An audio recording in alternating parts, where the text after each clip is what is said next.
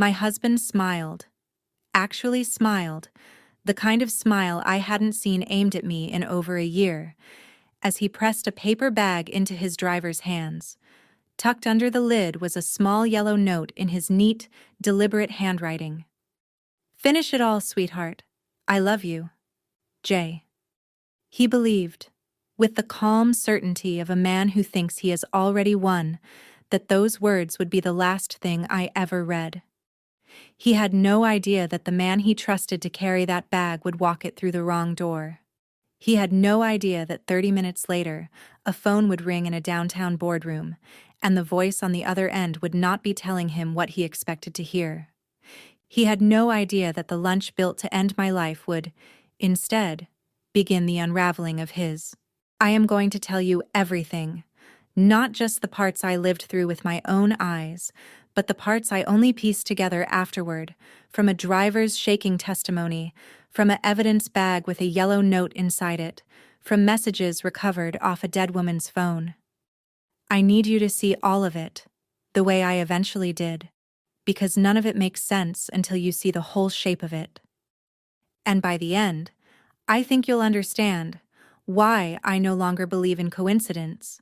I believe in consequence. My name is Grace Ashford. This is the story of the day my husband tried to kill me and killed someone else instead.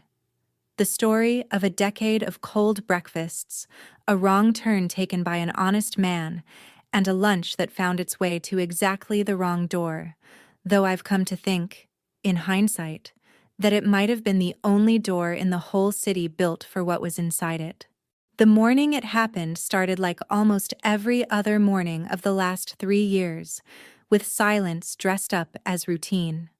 Sunlight came through the gap in the linen curtains of our bedroom in the Brooklyn Heights brownstone, the one my parents left me, the one Julian liked to describe to his colleagues as our place, as though his name were on the deed. The light was warm and gold and completely at odds with the temperature of the house. I had learned, over the years, that a home could be beautifully lit and still be cold all the way through. I was already up. I was always up first. I liked the quiet of the house before Julian came downstairs, the hour when it still felt like it belonged to me. I had done my morning meditation on the back porch, the one habit from my old life, before the money, before the brownstone, before any of it, that I had never let go of. 15 minutes of stillness, a few lines of scripture I kept taped inside my journal, and then coffee, always coffee, poured into the white porcelain mug that had been a wedding gift from my aunt. I set Julian's mug at his place at the table the way I always did. Steam curled up off the dark roast, and for a moment, standing there in the gray morning light, I let myself remember the man who used to reach for my hand across that exact table before he'd even taken his first sip. That man had not sat at this table in a long time. Julian came down already dressed for the office, phone in hand, thumb moving fast across the screen the way it always did lately. Quick little taps, followed by that flicker of a smile that vanished the instant he looked up and realized I could see it. I used to wonder who put that smile on his face. By that point in our marriage, I had stopped letting myself wonder. Some questions you ask because you want the truth. Others you stop asking because some small, self-protective part of you already knows the answer, and knowing it out loud would break something you're not ready to lose yet. "Julian, breakfast is getting cold," I said, sliding the plate of eggs I'd made at dawn a few inches closer to him. I'd learned the herbs he liked, the way he preferred them soft rather than firm, the exact temperature that kept the toast from going stiff. Small things, the kind of things you learn about someone when you've spent a decade trying to love them well. He didn't look up. "I'm not hungry, Grace." A pause, long enough to make it land. "I've told you before, you don't need to play house chef if I'm not going to eat it. It's just wasted groceries." The words weren't loud.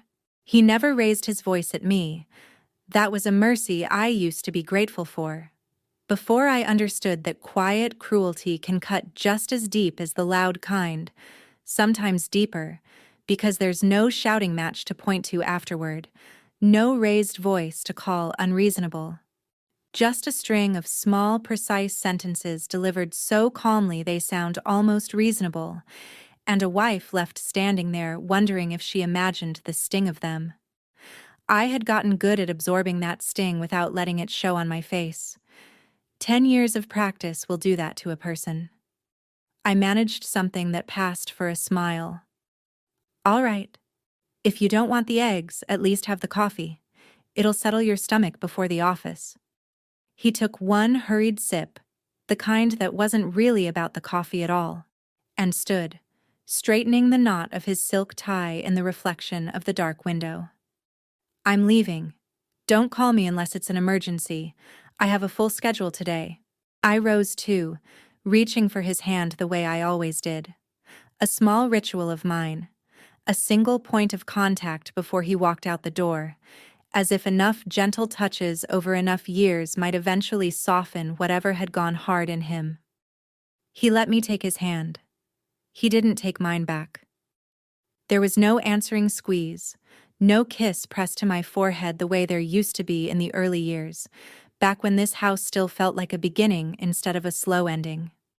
He pulled his fingers free the instant my skin touched his, like my touch itself was something to be tolerated rather than welcomed, and walked out without turning around.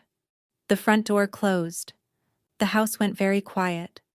The particular quiet of a large, beautiful home built for a family that had never arrived, occupied by two people who had somehow become strangers under the same roof.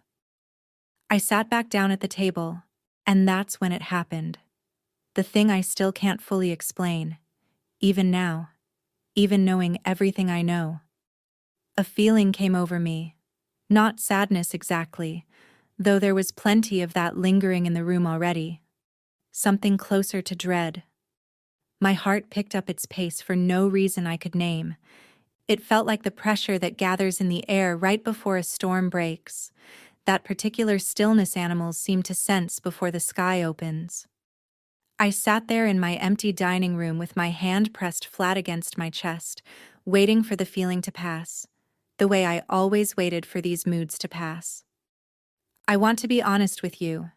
By that point in my marriage, I had learned to distrust nearly every instinct I had about Julian, because I had spent years talking myself out of the ones that told me something was deeply wrong.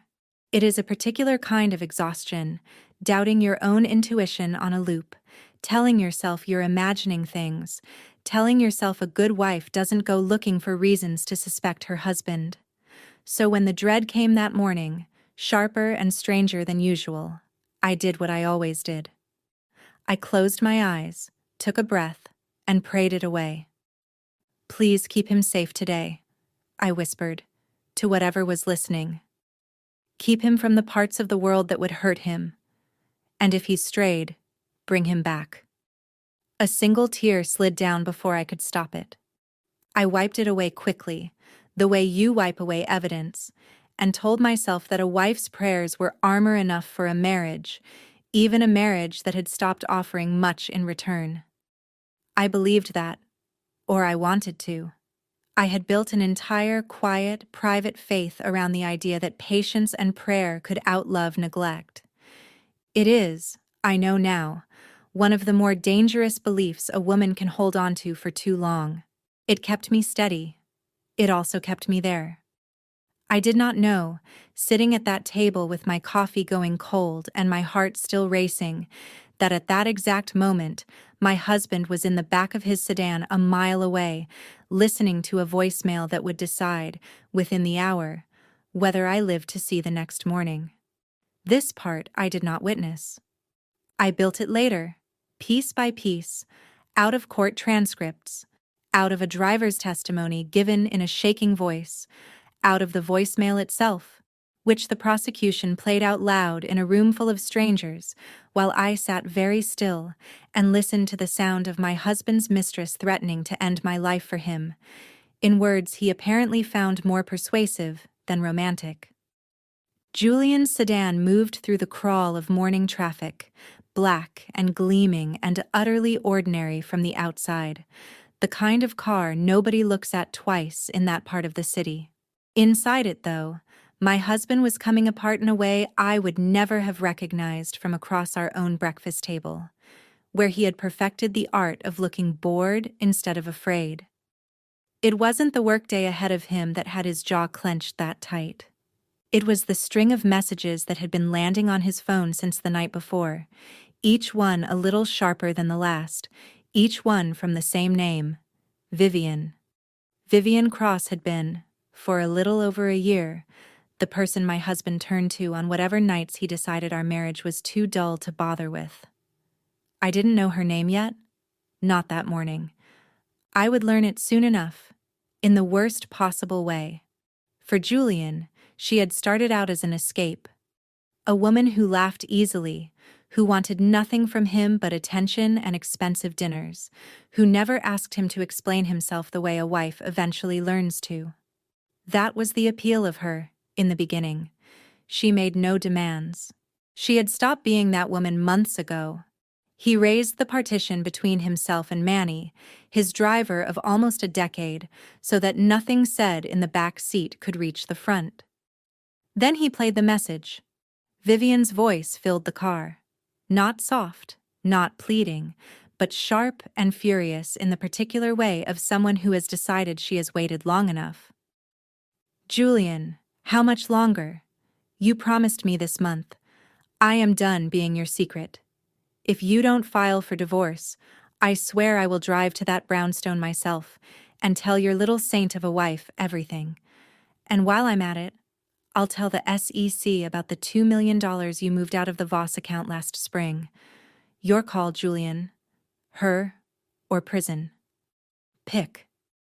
He threw the phone onto the seat beside him hard enough to leave a mark on the leather. His breath came fast and shallow. His face, by every account given at trial, had gone the color of old paper. Vivian wasn't bluffing, and he knew it. She had learned about the embezzlement the way people in relationships like theirs always seem to learn things. Pillow talk, a careless comment after too much wine, a document left open on a laptop screen. $2 million, moved out of a client trust account at Kessler Voss Capital over 18 months, dressed up in spreadsheets clever enough to fool an auditor but not clever enough, apparently, to survive scrutiny from a woman who had every incentive to remember every detail he'd ever told her. If that surfaced, his career was finished, and likely his freedom along with it. But divorcing me wasn't the simple exit Vivian imagined either. And this was the part Julian turned over and over in his mind as the car crawled through another red light. Almost everything of real value, the brownstone, my parents' rental properties in Park Slope, the trust that had funded our life together for a decade, none of it was really his. It had come to me, all of it, in my parents' will, structured the way my father, a careful man, had structured it precisely because he'd met Julian exactly twice, and hadn't liked what he saw either time. If Julian divorced me, he walked away with almost nothing. A man used to first-class flights and a driver and a walk-in closet full of custom suits does not relish the idea of starting over in a one-bedroom rental with a monthly alimony check and a ruined name. He needed Vivian silenced. He needed the money. He needed, in his own twisted arithmetic, for the one obstacle standing between him and both of those things to simply stop existing. If I died, my inheritance would pass to him. Sole heir, no children between us to complicate the math. With that money, he could make Vivian's threats disappear, marry her if that's what it took to buy her silence, and never think about spreadsheets or embezzlement again. The idea arrived in his head, according to what he later told a courtroom in his own halting, self-pitying account. Like it wasn't even really my idea. Like it had just always been there, waiting. I don't offer that as an excuse. I offer it because I think it's true, and I think it's the most honest thing he ever said about himself. Cruelty like that doesn't arrive all at once. It waits in a person for years, small and patient, until the day they finally decide to let it out. He wasn't a man built for hiring a hitman. Too much risk, too many places for a hired killer to talk, too many wire transfers to trace. It had to be his own hands, his own plan, something quiet enough to be mistaken for tragedy rather than murder. Food poisoning. A sudden, sad, forgivable accident. He remembered, as the car passed a billboard for an upscale Japanese restaurant, that I loved that kind of food, that we used to go to a place downtown in our early years, back when he still wanted to take me places. He remembered, too, that my stomach had always been sensitive, that a bad case of food poisoning wouldn't raise a single eyebrow from anyone who knew me. And he remembered the vial. Weeks earlier, under the pretense of a pest problem at one of the rental properties, he'd reached out to a contact he had no business having and come away with a small glass bottle of something colorless, odorless, and mixed into anything with enough flavor to mask it. Completely undetectable to taste. He had told himself, buying it, that it was only ever going to be used on rats. He touched the inside pocket of his jacket. The vial was still there. The plan assembled itself in his mind in the space of a few blocks. He would buy me lunch, a gesture so uncharacteristically sweet it would disarm me instantly, lower every guard I had left, make me believe, foolishly, gratefully, that he was finally trying. He pressed the intercom. "Manny, before the office, stop at Umea on 5th. I need to pick up an order." "Of course, sir," Manny said, and steered the car toward the restaurant without a second thought. Because that was Manny. Steady. Obedient. The kind of driver who had learned a long time ago not to ask his employer too many questions. Julian leaned back against the leather seat and watched the city slide past the window, and somewhere behind his eyes, a decision finished hardening into place. There was no flicker of guilt in him for the woman who, less than an hour earlier, had squeezed his hand at the breakfast table and whispered a prayer for his safety. In his mind, I had already stopped being a wife. I had become an obstacle with a deadline. Today, he decided, would be the last day of my life. He did not yet know it would be the first and only day of someone else's. Umea sat on the corner of 5th with the kind of understated signage that told you the prices before you ever opened the menu. The sort of restaurant Julian used to bring me to in the early days of our marriage, when he still liked being seen with me on his arm. I had a standing order there once, back then. The premium salmon teriyaki bento with a side of miso soup. Always finished. Never a bite left behind. He remembered that too. It's almost funny, looking back, the one detail from our marriage he still carried around in his head clearly enough to weaponize. He walked in, ordered that exact bento without so much as glancing at the hostess who greeted him, and stood at the counter tapping his fingers against the polished wood while he waited, his heart going fast, not with anticipation of a good meal, he'd later admit, but with the particular electric fear of a man committing to something he can't take back once it's set in motion. He kept glancing around the dining room, certain that every stranger's eyes were on him, though of course, none of them were. People rarely look up from their own lunch long enough to notice the architecture of somebody else's murder. The order came out fast, wrapped the way Umea always wrapped things, tiered lacquer box, chopsticks tucked into a paper sleeve, a small damp towel folded into a neat square. He paid, walked back out to the car, and told Manny to find somewhere quiet to park. "I need to make a call," he said. "Somewhere private." Manny, without a flicker of suspicion, found a shaded lot behind an office park a few blocks over and killed the engine. Julian raised the partition again, drew the shades on the rear windows, and in the dim, sealed privacy of the back seat, he opened the box. The smell hit him first, grilled salmon glossed in teriyaki, the delicate egg of the tamagoyaki, the warm salt of miso rising off the sealed soup cup. It looked, by every account, exactly like what it was supposed to look like. An expensive, thoughtful lunch. He took the vial from his jacket, along with a syringe he'd bought weeks earlier from a pharmacy 2 boroughs over, using cash, the way you do when you don't want a receipt with your name on it. His hands were shaking. He drew the poison into the syringe carefully, remembering something the dark web contact had told him in a message he later deleted and thought he'd deleted well enough. 1 drop for cramping.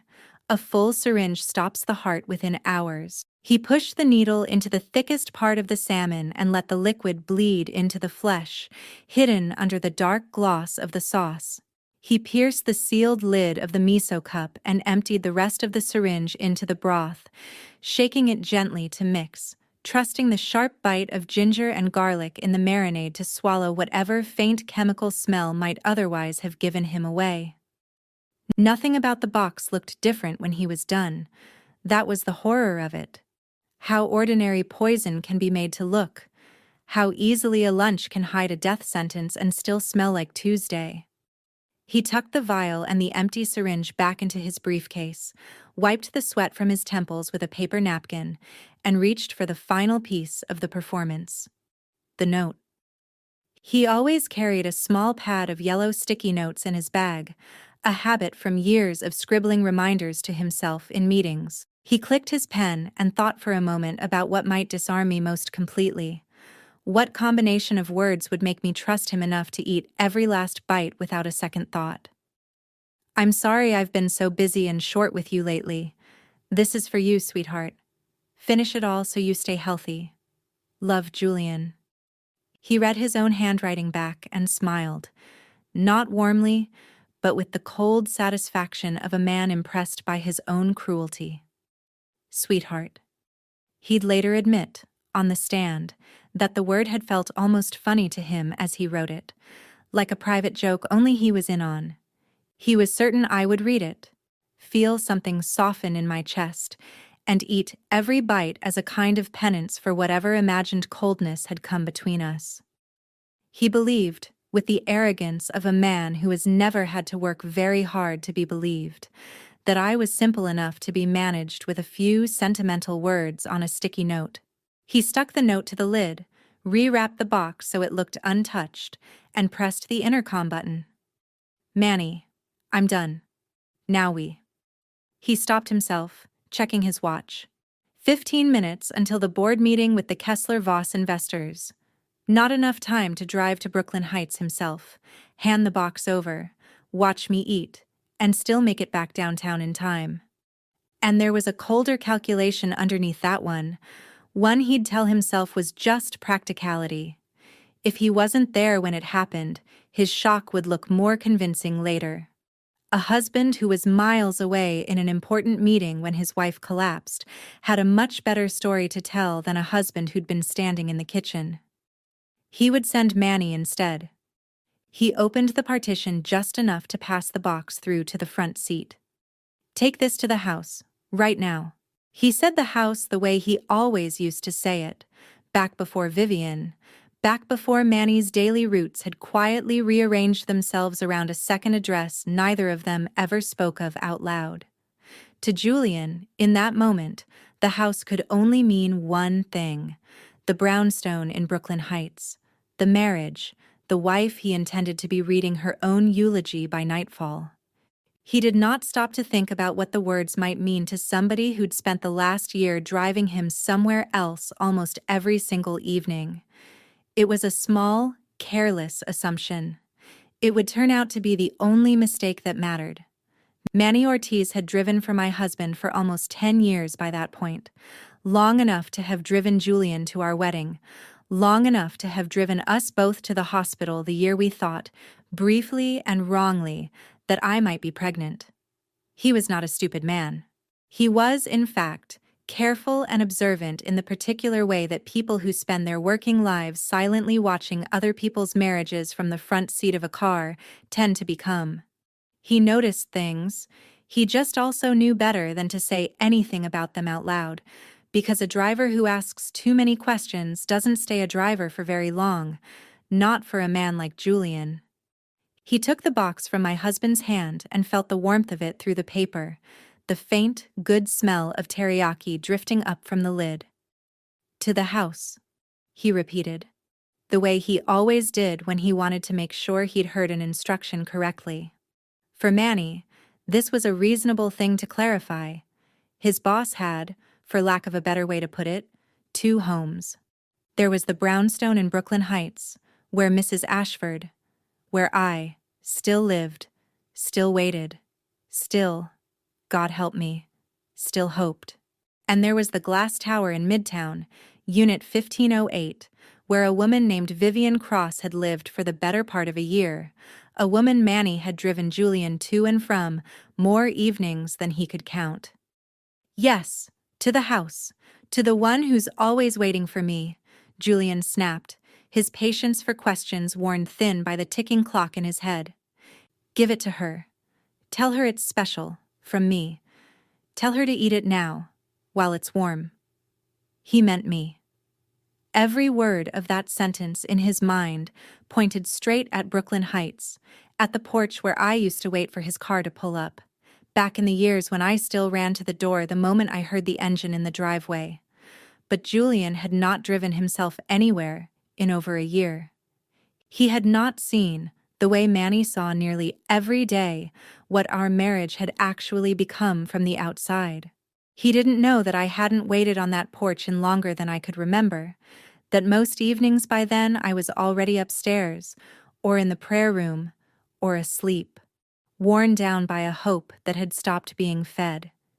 He didn't know that the last several times Manny had driven him to Brooklyn Heights, it had only ever been to grab a forgotten folder or a change of shirt, in and out in under 10 minutes, with no wife standing in the doorway to greet him. He had forgotten, in the rush of his own murderous arithmetic, that people change, and that the people around them notice the change even when they themselves refuse to. Manny pulled away from the curb, turning the phrase over in his head at the first red light. "The one who's always waiting for me." He thought about Mrs. Ashford, about me, with something close to pity, if I'm honest, and I only learned this part later, secondhand, in a courtroom, and it broke something in me all over again to hear it described that way by a stranger who'd apparently understood my marriage better from the front seat of a car than half the people who called themselves my friends. Poor Mrs. Ashford, he remembered thinking. She's never the one waiting anymore, not for a long time. And then, unbidden, the other picture rose up in his mind. Vivian, in the lobby of the Midtown Tower, practically running for the elevator the second she spotted Julian's car pull in, throwing her arms around him before the door had even fully opened, laughing, clinging, always so visibly, performatively glad to see him. She's the one who's always waiting, Manny thought, not Mrs. Ashford, not anymore. He glanced at the note stuck to the lid of the box, the word that finally settled the question for him completely. Sweetheart. He had never once, in 10 years, heard Julian call me sweetheart. He had heard him call me short with the temperature of frustration, heard him sigh my name like a chore, heard the flat, tired way my husband said grace when he wanted something done and didn't especially want to talk while I did it. But sweetheart, Manny had heard that word plenty of times, always aimed at the same woman, always delivered in the same warm, coaxing tone Julian reserved exclusively for Vivian Cross. He'd also overheard, 2 days earlier, through the imperfectly raised partition, a fight between Julian and Vivian about a handbag she wanted and he'd refused to buy. In Manny's mind, simple and entirely logical from where he sat, this lunch was an apology, a peace offering, a man smoothing things over with the woman he'd upset. "This is for Miss Cross," he said out loud to the empty car, satisfied with his own reasoning. His way of saying sorry. At the fork ahead, the left lane curved toward Brooklyn Heights, toward home, toward me, toward the life my husband had actually intended to end that afternoon. The right lane climbed onto the expressway, toward Midtown, toward Vivian's building, 40 minutes away instead of 20. Manny didn't hesitate. He eased the wheel to the right. Fate, it turns out, doesn't always need thunder and lightning to make its move. Sometimes all it needs is a loyal, well-meaning driver trying his best to read between the lines of a cruel man's careless instructions. He drove the whole way with the radio low and his mind pleasantly occupied with the tip he expected. Vivian tipped generously when she was happy, and a surprise lunch from Julian, apology note and all, was sure to put her in a very good mood. He thought briefly and warmly of his son's motorcycle and the gas money a good tip might cover that week. He had no idea, none at all, that the box beside him on the passenger seat, jostling gently with every turn, held enough poison to stop a human heart within hours. He was not delivering a peace offering. He was delivering a death sentence, addressed to the wrong woman, and he would spend the rest of his life carrying the memory of having handed it over himself, smiling, glad to have understood his boss so well. While Manny's car carried its poisoned cargo further and further away from the one house it had actually been meant for, I was kneeling on the prayer rug in the small room off our bedroom that I'd claimed for myself years earlier, back when I first realized I needed somewhere in that big house that felt entirely mine. It was just past noon. Ordinarily, I would have been thinking about lunch by then. But that Monday, the way every Monday had gone for years, I was keeping up an intermittent fast I'd started long before Julian and I married. A habit from an old life, back when I still lived with my parents and my mother used to fast alongside me. The two of us finding a strange, companionable peace in going without together. I'd kept the practice up through the marriage mostly because it gave me something that felt like control on days when very little else did. There is a particular clarity that comes from an empty stomach and a quiet room. I had learned to treasure it. "Mrs. Ashford, you should rest a while," came a voice from the doorway. Mrs. Alcott, our housekeeper, who had been with the family since before my parents died, who I sometimes suspected understood more about my marriage than she ever let on, and cared too much about my dignity to ever say so directly. I turned and found something like a real smile for her, even though my face felt tight and pale that morning. "In a moment. I'm just finishing up." She came in carrying a tray, a glass of water for later, a couple of painkillers. Her forehead creased with the particular worry she reserved for me alone. "Is that tooth still bothering you? You've had your hand on your cheek all morning." It was true. A dull, insistent ache had settled into my back molar sometime overnight and hadn't let up since, radiating up into my temple until even the thought of chewing anything solid made me wince. "Still a little sore," I admitted. "It's almost a blessing I'm fasting today. Nothing to tempt me to chew on it." "Well, don't go breaking your fast on anything hard tonight either," Mrs. Alcott said, setting the tray down with the brisk efficiency of a woman who had spent 30 years running a household and had opinions about all of it. "And the boxes for the shelter are out on the back porch, ready whenever you want to load them." I nodded, standing and smoothing the front of my dress. "Thank you. I think I'll take them over myself this afternoon. Maybe stay for a late lunch with the kids there. This house feels too quiet when it's just me. I want to be honest about something here, because it matters to the rest of this story." I did not know, walking through my own dining room a few minutes later, passing the long table that had held so many silent, one-sided breakfasts over the years, that my husband had stood in a parked sedan not 2 hours earlier preparing the exact meal meant to end my life at that very table. I had no idea that a bento box laced with poison had ever been meant to arrive at my own front door. I only knew that something in me had felt uneasy all morning, and that the feeling, whatever it had been, was beginning, for reasons I couldn't explain at the time, to lift. I want you to sit with this for a moment, the way I've had to sit with it many times since, because it still unsettles me a little. in the best possible way. If Manny had actually driven that box to Brooklyn Heights the way Julian intended, I would not have eaten a bite of it, because I was fasting, the way I fasted every Monday without fail. And if I had set it aside to eat later, once my fast broke that evening, the ache in my jaw would very likely have kept me from chewing through a thick piece of salmon at all. I would have picked at the rice, maybe, or given the rest away to Mrs. Alcott or one of the staff. The way I often did with food, I couldn't manage myself. There is a real chance that even a wrongly delivered box, sitting on my own kitchen counter, would never have found its way into my body at all. But it never got the chance to test that theory, because it never reached my counter in the first place.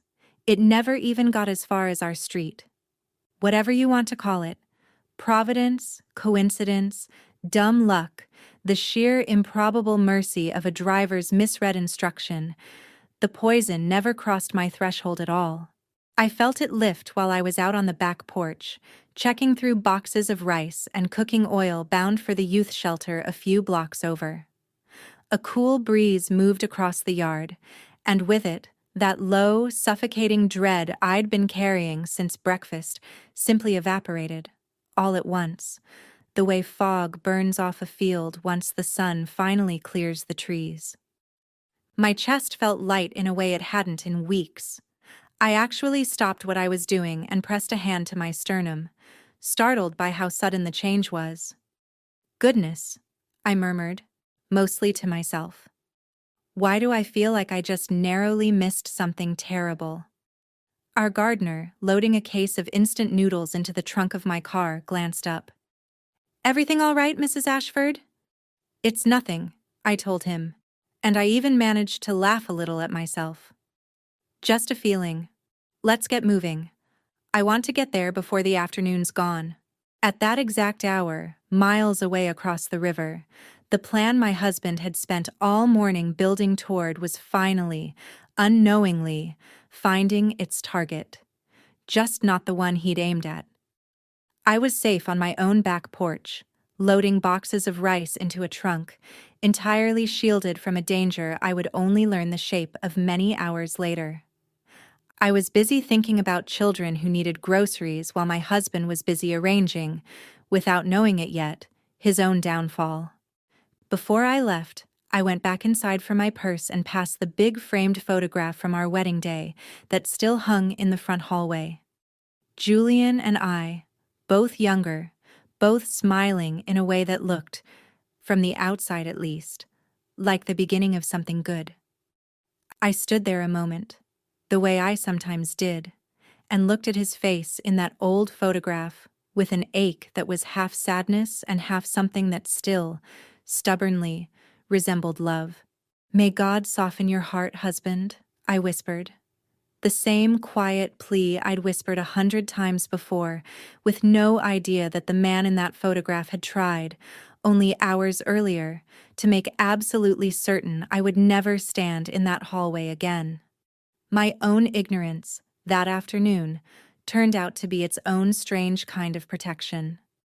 I walked out of my house with a clear conscience and a car full of groceries, off to share a meal with children who had far less than I did, leaving behind a home that had, without my ever knowing it, briefly been a crime scene waiting to happen. It never became one. Something, call it what you like, had already turned the danger away and sent it somewhere else entirely. That somewhere else had a name. And that afternoon she was about to eat a lunch that was never really meant for her either, but that would take her life all the same. I want to pause the story here for a moment, because I don't think you can understand why I stayed as long as I did without understanding how it started. I met Julian Ashford at a charity gala my father hosted every autumn, back when my father was still alive, back when I was 26 and still believed, the way you do at 26, that the right kind of love simply announced itself the moment it arrived, obvious and unmistakable, like weather. Julian was 29 then, sharp in a rented tuxedo that fit him better than most men's owned ones, working his way up at a mid-sized investment firm with an easy laugh and an even easier way of making a room feel like it existed mostly for you. He found me by the dessert table of all places and told me, I remember this so clearly it still makes my chest hurt a little, that I was the only person in the room who looked like she was actually enjoying herself instead of performing enjoyment for a photographer. I don't know if it was true. I know it worked. We dated for 2 years before he proposed, and in that time I watched him work harder than almost anyone I'd ever met, climbing his way up through a business that chewed up men twice his age and spat them out with nothing to show for it. I admired that about him. I still do, in a strange, complicated way, even now.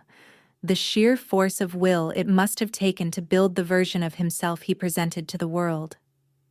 I just didn't understand yet that a man who can build an entire persona out of nothing, given enough time and enough incentive, can also build a lie convincing enough to fool the person sleeping next to him every night.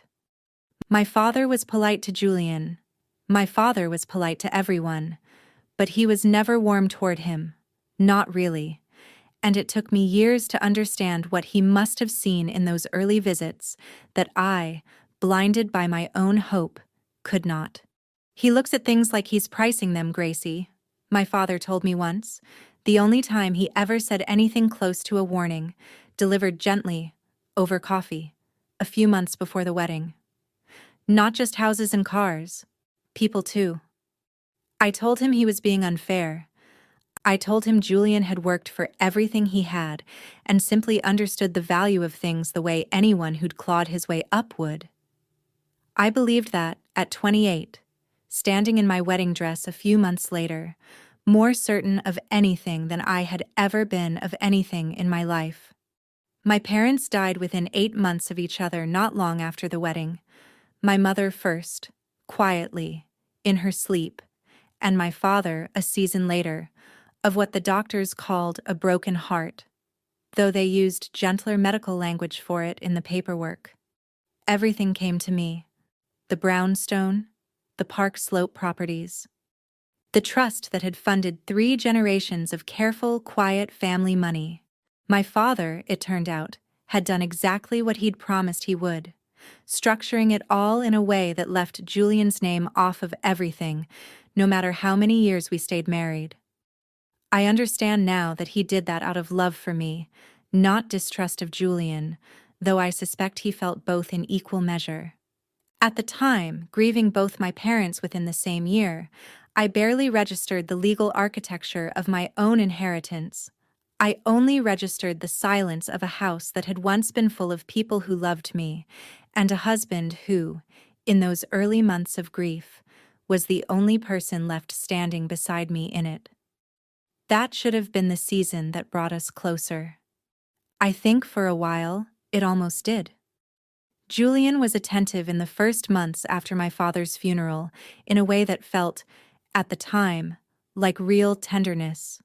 Bringing me tea I didn't ask for, sitting with me while I cried, telling me I didn't have to be strong all the time. I clung to that season the way you cling to any proof that the person you married is still, underneath everything, the person you fell in love with. I don't know exactly when it started to change. There was no single dramatic turn, no one argument I can point to and say, there, that's where it broke. It was slower than that, and in some ways crueler for being slow. A gradual cooling, a gradual withdrawal. Dinners that used to run late into the night with conversation shrinking down to a handful of clipped sentences about schedules and errands. He started working later. He started needing the guest room, so as not to disturb me, on nights he came home past midnight, and then simply started not coming home at all. Some nights, with an explanation so smooth and so plausible, I never had solid ground to stand on and challenge it. I want to tell you I confronted him early, that I demanded honesty the first time I felt something was wrong. I didn't. I prayed instead. I fasted. I threw myself into charity work, into the youth shelter, into the quiet architecture of a good life I built entirely on my own, brick by brick, in the gaps where a marriage should have been. I told myself patience was a virtue, that love keeps no record of wrongs, that a wife's steadiness could outweigh almost any storm a husband carried inside him. I believed, with a stubbornness I'm still not sure whether to be proud of or ashamed of, that if I simply loved well enough, for long enough, Julian would eventually remember how to love me back. I did not know, that morning at the breakfast table, exactly what shape his absence had taken. I did not know her name yet. I did not know about the embezzlement, or the vial in his jacket pocket, or the fork in the road his driver was about to take on his behalf. I only knew that something in my chest had been aching for a very long time, and that I had gotten remarkably good over a decade at smiling through it. That afternoon, driving the last box of groceries over to the youth shelter with the strange new lightness still sitting in my chest, I thought, for the first time in longer than I could remember, that maybe I was finally starting to heal from something, though I couldn't yet have told you what. I had no idea I was, in fact, healing from something that hadn't even finished happening yet. I had no idea that a woman I had never met, 7 miles away in a glass tower in Midtown, was, at that exact hour, unwrapping the very thing that had been built, with such cold and careful precision, to end my life, instead of hers. Everything in this section I learned only afterward. From her phone, which the police recovered and later, in the strange way evidence sometimes becomes public during a trial, described in detail on the stand. From her social media, which stayed up online for weeks after she died. An eerie little museum of her last happy afternoon. From Manny's account of the delivery itself. I share it not because I owe her tenderness. I'm honest enough to admit I've had complicated feelings about extending grace, no pun intended, to the woman who spent a year in bed with my husband, but because I think you can't understand the shape of that day without seeing her side of it too. She was cruel to me in ways I'll get to. She was also, in her own way, exactly as used by my husband as I had been. We were both, it turns out, casualties of the same man's cowardice. We simply didn't know it yet. Vivian Cross was 29 years old, ambitious in the particular hungry way of someone who had grown up with far less than the world she'd since talked her way into, and sharp enough to know exactly how far a beautiful face and a good memory for names could carry a person in rooms full of powerful men. She'd met Julian at a fundraiser of all the on-the-nose coincidences, not unlike the one where he'd met me years earlier. A different kind of gala, a different kind of dessert table, the same kind of easy laugh that had once worked on me working, this time on her. For the first several months, by every account, it really was just an escape for both of them. Exactly as simple and consequence-free as these things always promise to be at the start. Vivian liked the restaurants, the weekend trips, the particular thrill of being wanted by a man other women assumed was unavailable. She told a friend once, in a message later pulled up in court, that she liked Julian because he didn't need anything from her except a good time. No demands, no expectations, no messy future to plan around. For a while, that arrangement suited them both perfectly. It stopped suiting her sometime around the 8-month mark, when the easy affair began to feel, to Vivian, less like freedom and more like a waiting room. She wanted to stop being the secret. She wanted the ring, the name, the life she watched me. A woman she had never met, only pictured, resentfully, from secondhand descriptions Julian let slip. Already seemed to have. She didn't know, of course, the actual texture of that life. She didn't know about the cold breakfasts or the pulled-back hand or the years of quiet, unanswered prayers.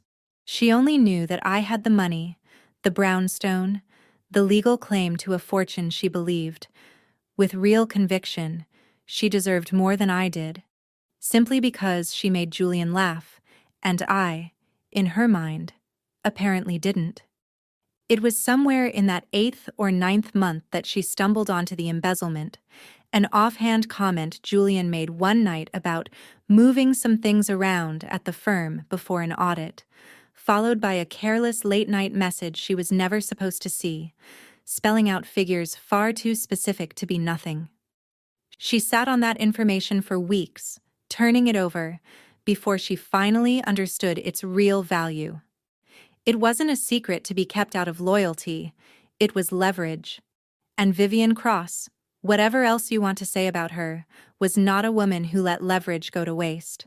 Her threat, divorce me or she'd tell the SEC, was not, as Julian had briefly hoped in the back of that sedan, an empty one.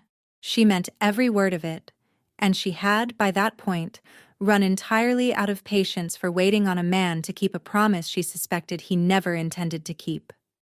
She had spent the 2 days before her death drafting, in her phone's notes app, a message to a reporter she knew from a magazine launch party. A message she never sent, in the end, because the lunch arrived first. I share all of this, again, not to excuse what she did.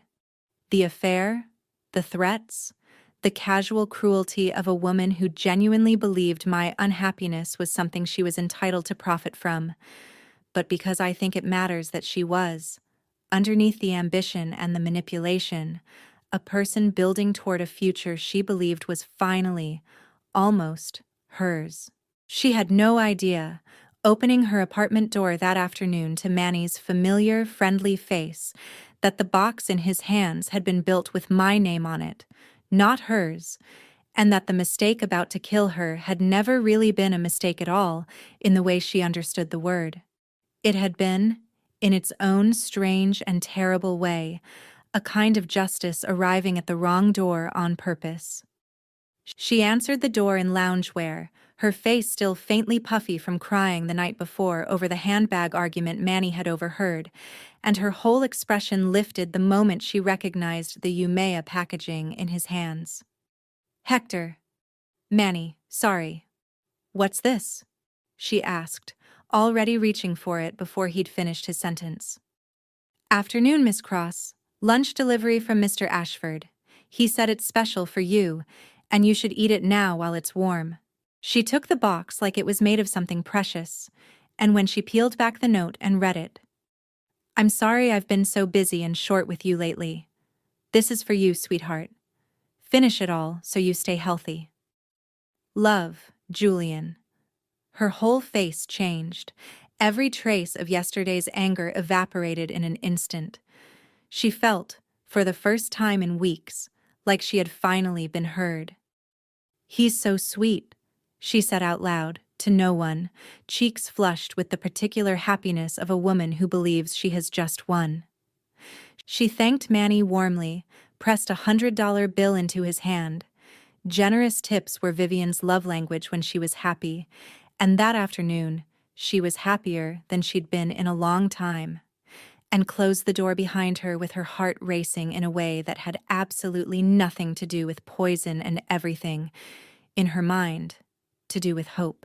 She carried the box to her marble dining table by the window, the one with the view she liked to photograph and caption with things like "blessed" and "grateful." And before she touched a single bite, she did what she always did. She photographed it. The thick salmon, the bright little salad, the yellow note, front and center, Julian's handwriting displayed like a trophy.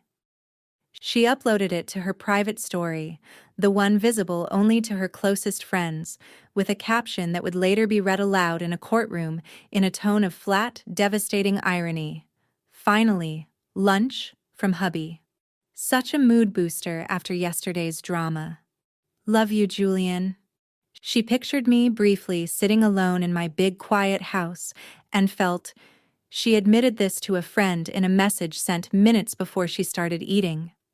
A small, satisfied thrill at the thought that she was the one, that afternoon, eating a gift my husband had supposedly sent out of love. She had no idea how right and how wrong that thought was at the exact same time. "Let's eat," she said to herself, and picked up the first piece of salmon. The teriyaki was rich and sweet and salty against her tongue, exactly as good as it always was at Umea, and Vivian ate the way people eat when hunger and happiness arrive at the same time, quickly, gratefully, without a shred of suspicion. There was, underneath all that flavor, a faint bitterness that lingered a beat too long after each swallow, but she dismissed it the way we all dismiss small warnings when we badly want the moment to be exactly what it appears to be. Overgrilled, she told herself. Nothing more. She kept eating, replying between bites to a string of messages from friends already commenting on her story, all of them cooing over how attentive Julian was being, all of them, in their own way, congratulating her on a victory she believed she had finally won.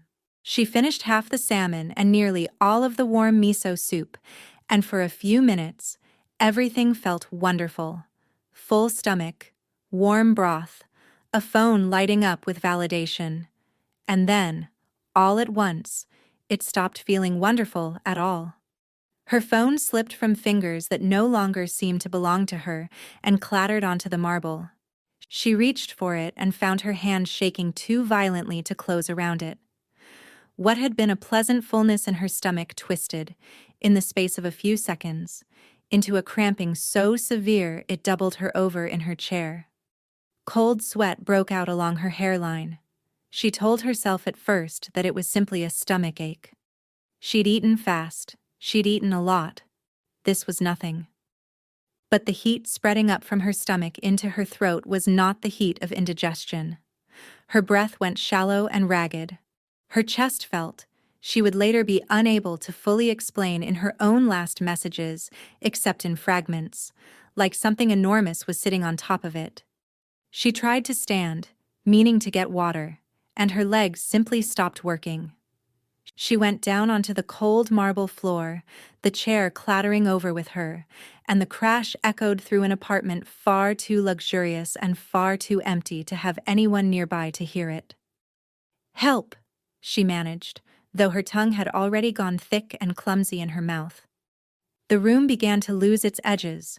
The sofa, the television, the wide window with its expensive view, all of it swimming and smearing at the corners of her vision. A single, overwhelming question filled what was left of her clear thinking.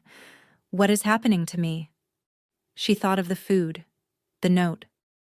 Julian's careful, apologetic handwriting.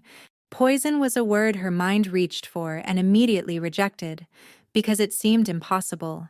Umea was too well regarded, too expensive, too careful with its ingredients for something like that to happen by accident. Her body, meanwhile, was delivering the truth with a brutal honesty her mind refused to catch up to. With whatever strength she had left, she crawled toward the phone lying beneath the table, her fingers already turning a faint, frightening blue, and managed, through some combination of muscle memory and sheer will, to unlock the screen and reach her recent calls. One name sat at the very top. Julian. She pressed it. Across the river, in a downtown boardroom, my husband's phone sat silenced in his jacket pocket, exactly where he'd left it so it wouldn't interrupt the very meeting he was using as his alibi. The call rang and went, eventually, to voicemail.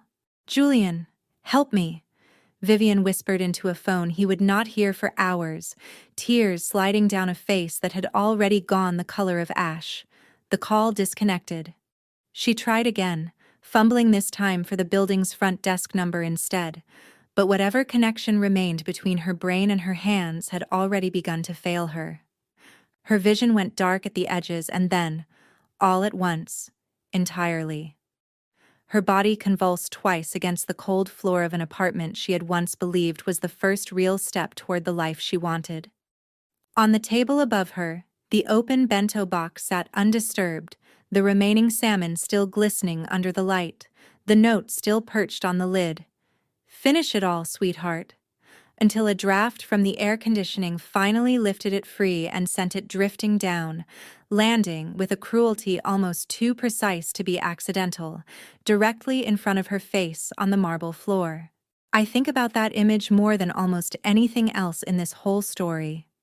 The last thing she ever read, lying on the floor of the life she'd been so sure she was about to inherit, was a note meant to reassure a wife she'd spent a year trying to replace.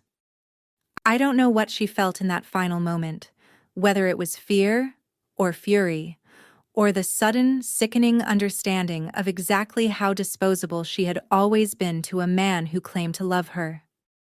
I only know that she stopped moving not long after, curled on the cold floor of a home she'd been so proud of, and that the apartment went quiet except for the low hum of the refrigerator and the whisper of the air conditioner, keeping a room cool and comfortable for a woman who could no longer feel either. On the dimly lit screen of her phone, a new message arrived a few minutes later. One Julian had sent secretly from beneath the boardroom table the moment Manny's earlier text confirmed the delivery had gone smoothly. "How's the food? Hope you like it. Finish it all. Don't want it to go to waste." It sat there, glowing faintly beside her still face, a final and unbearably cruel little joke that neither of them had understood the true shape of yet. The poison meant for me had found its target after all. It had simply found the wrong one. The clock in the executive boardroom at Kessler Voss read 3:15 that afternoon, the light through the tall windows already turning the particular flat gold of a New York afternoon starting to lean toward evening. Julian sat at the far end of the long table, in the seat his title entitled him to, doing his best impression of a man fully present for a conversation about marketing strategy, while his mind ran, over and over, through the scene he expected to unfold within the hour. He'd built the whole thing out in his head with the same careful precision he'd used to prepare the syringe that morning. His phone would ring. He would look at it, feign shock, ask to be excused for a family emergency. He would rush home, or rush to whatever address the caller gave him, not that he expected any confusion on that point, and arrive in time to perform devastation convincingly in front of whichever paramedics or officers were already there. He would demand privacy for his grief. He would, if it came to that, find a way to slow down or muddy an autopsy, the way men with enough money and enough lawyers sometimes can. And then, quietly, over the following months, he would be free. Free of me, free of the marriage, free to fold Vivian's silence and Vivian's future into his own, with an inheritance no one would think to question, since grieving widowers rarely invite that kind of scrutiny. "Mr. Ashford, what are your thoughts on the proposed marketing timeline?" one of the investors asked, and Julian startled, badly, the way a man startles when he's been standing somewhere else entirely in his own head. "Yes, agreed. Proceed as planned," he said, with no idea what he'd actually just agreed to, and the room moved on without much notice, the way rooms full of powerful, distracted men often do. And then, his phone rang. The sound cut through the boardroom's careful hush like something breaking, and every head turned, the way heads always do at the sudden intrusion of a ringtone in a formal meeting. Julian's heart hit his ribs so hard he actually felt it. "This is it," he thought, reaching for the phone with what he hoped looked like polite professional apology rather than the naked anticipation actually running through him. Time to start the show. It wasn't my number. It wasn't Mrs. Alcott calling from the house, the way he'd half expected. It was an unfamiliar local number, the kind that could only belong to a hospital or a police department, and for one brief, ugly moment, satisfaction moved across his face before he caught himself and rearranged his expression into something appropriately grave. "Hello, this is Alden, Julian Ashford," he corrected himself, sliding the green button across the screen. "Mr. Ashford, we're calling from the emergency room at Metro General. a woman's voice said, brisk and urgent, sirens and shouting audible somewhere behind her. Your number came up in the victim's recent calls. Your relative is in extremely critical condition. Acute poisoning. The corner of Julian's mouth twitched by his own later admission, almost into a smile, before he remembered where he was. It worked, he thought. She's dying. It's finally over. Oh my God, he said, layering feigned panic over the top of what was, underneath, something closer to triumph. My wife. How is my wife? There was a pause on the other end, a confusion he could hear even through the phone. Your wife, sir? The ID we found doesn't match a Mrs. Ashford. The victim's name is Vivian Cross. The room, the meeting, the marketing timeline. Every ounce of composure Julian had built his entire adult identity around, all of it simply stopped. His face, by the account of the colleague sitting beside him, went the color of the tablecloth. What did you say? He whispered, so quietly the woman on the phone had to ask him to repeat himself. Vivian Cross, sir. She was found unconscious in her apartment. She'd eaten a meal that was delivered there. The substance involved is extremely potent. You need to come immediately. Her condition is... He didn't hear the rest of the sentence. It dissolved into a roar in his ears, and underneath that roar, fragments of the morning came slamming back into place, one after another, in exactly the wrong order to save him now. To the house, he'd told Manny. To the one who's always waiting for me. He had meant Brooklyn Heights. He had meant me. He had not, in his hurry and his panic, ever once considered that a decade of habit had quietly redefined those exact words in his own driver's mind. He'd meant to kill his wife to save a mistress. Fate, and his own careless choice of pronouns, had reversed the entire equation. He staggered back from the table, his legs giving out beneath him, and dropped hard into his chair. Mr. Ashford, are you all right? A colleague asked, alarmed by the sudden collapse of a man who had, moments earlier, been the picture of composed authority. He wasn't all right. He was, for the first time that day, genuinely and completely afraid. Not for me, not for the mistress currently dying in a hospital bed across the river, but for himself, for the legal architecture now collapsing around him in real time. I'm on my way. He stammered into the phone and hung up, and stood, ignoring the stunned silence of an entire boardroom of investors watching their director unravel in real time. Meeting's over, he said, or something close to it, his voice hoarse. Family emergency. He didn't wait for a response. He ran. In the elevator down, alone, he hit the steel wall of the car with his fist hard enough to bruise his own knuckles. Stupid, he thought, over and over, cursing Manny's name under his breath, never once, in that entire ride down, landing on the much more obvious truth, that the mistake wasn't Manny's careful, well-meaning misreading of an instruction.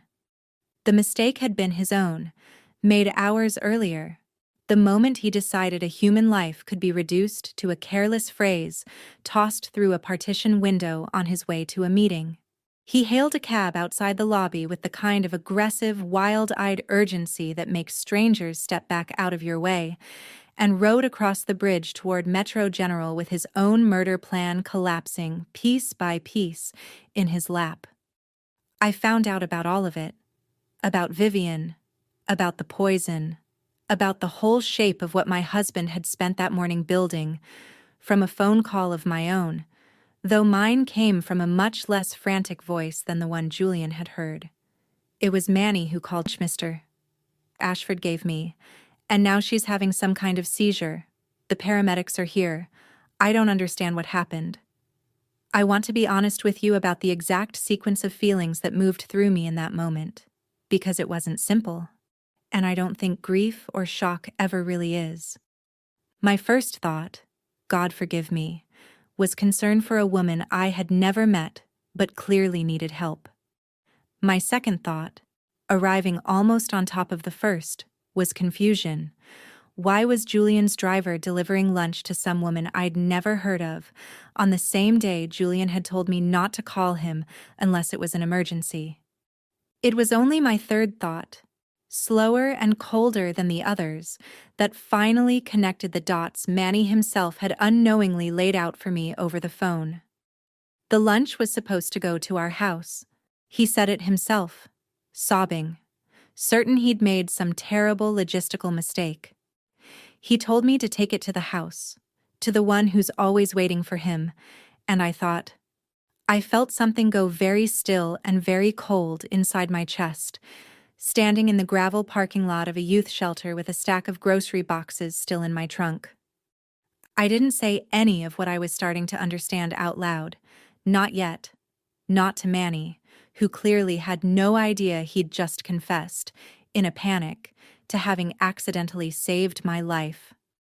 "Where are you now?" I asked instead, keeping my voice as level as I could manage. "Metro General. They took her in an ambulance. I followed. I didn't know what else to do." "Stay there," I told him. "I'm coming."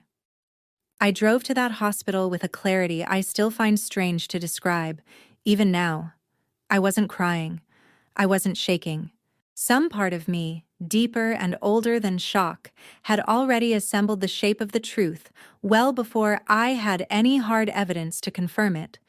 The way you sometimes know the ending of a story the moment you understand its beginning clearly enough. The emergency room hallway at Metro General smelled like every hospital hallway does, antiseptic laid thinly over something more anxious underneath it. I found Manny first, sitting pale and hollowed out on a waiting bench, two uniformed officers standing near him with the particular patience of people used to waiting for a story to finish falling into place. He looked up and saw me, and something in his face folded entirely. "Mrs. Ashford," he said, and then, quieter, guiltier. "Grace, I think I did something terrible. I think the lunch was never meant for her at all." I didn't answer him right away. I was still processing my own strange, complicated calm, the sensation of standing perfectly healthy in a hospital hallway where, by all rights, according to a plan I hadn't known existed until an hour earlier, I wasn't supposed to be standing at all. That's when Julian arrived.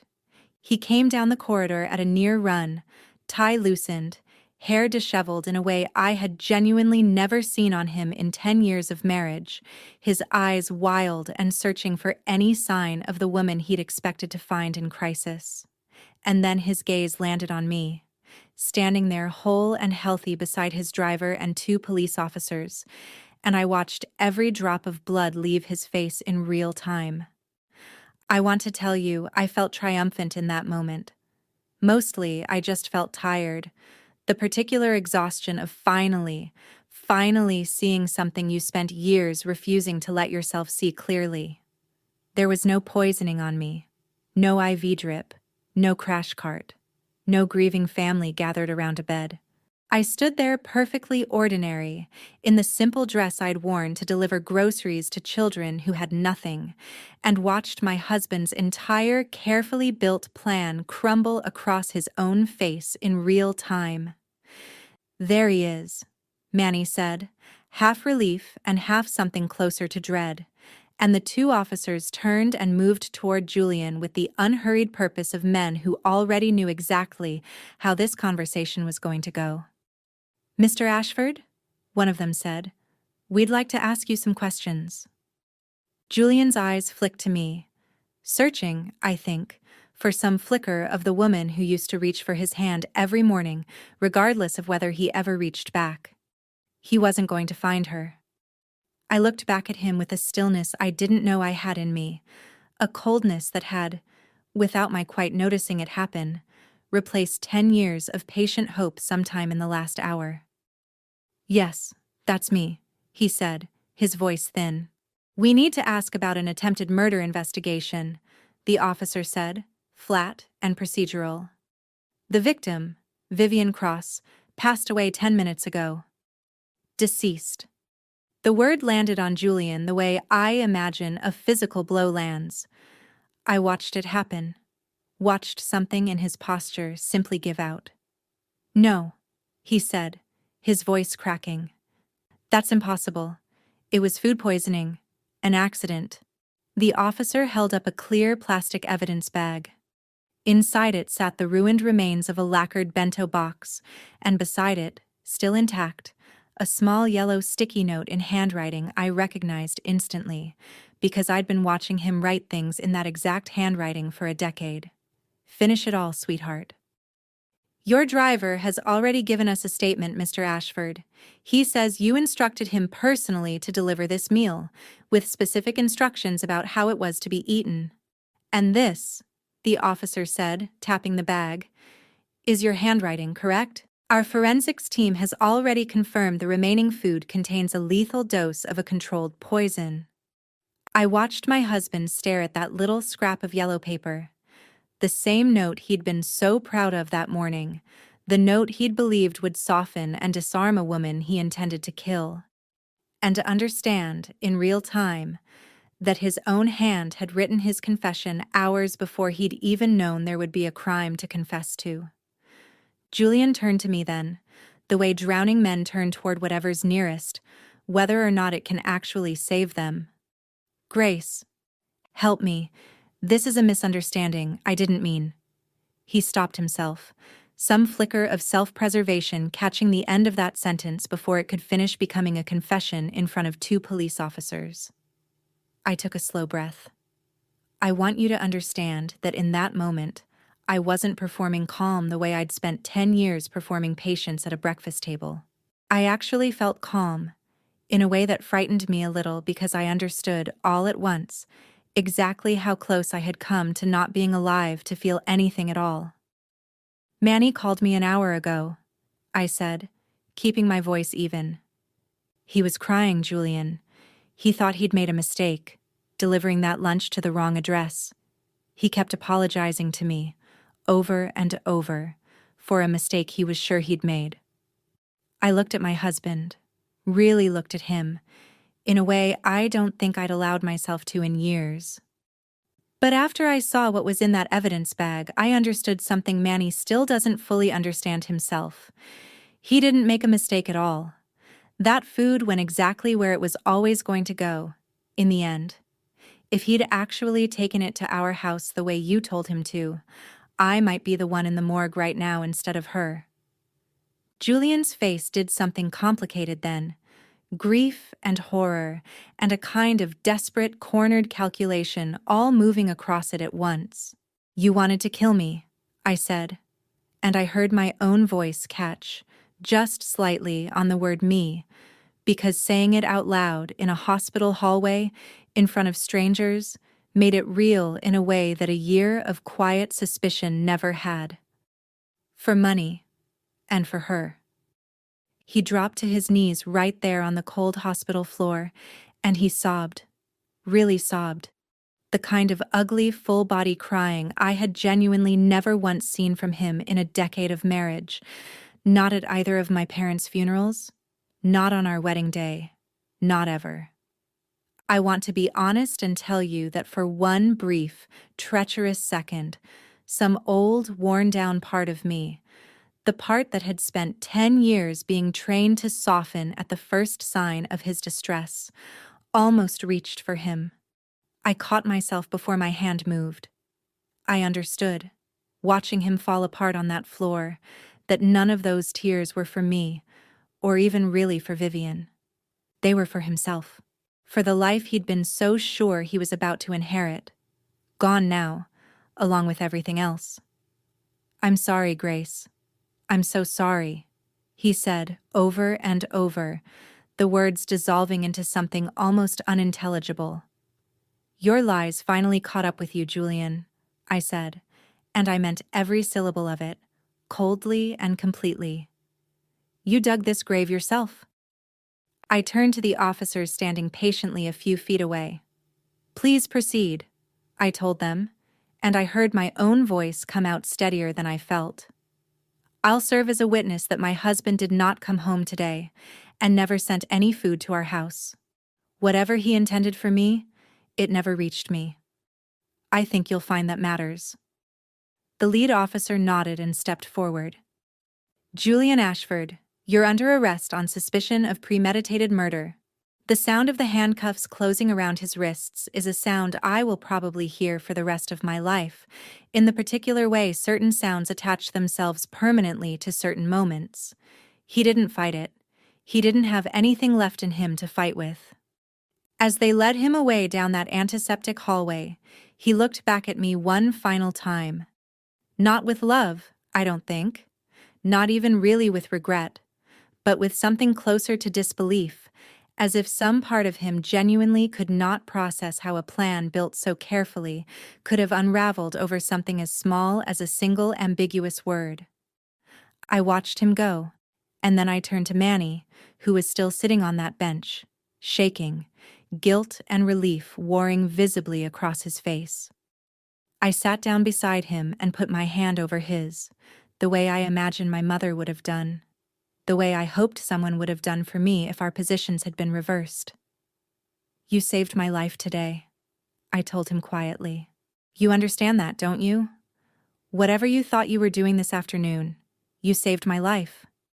He shook his head, tears still running freely. I didn't understand. I thought I was doing him a favor. "I know," I said. "None of this is your fault. None of it.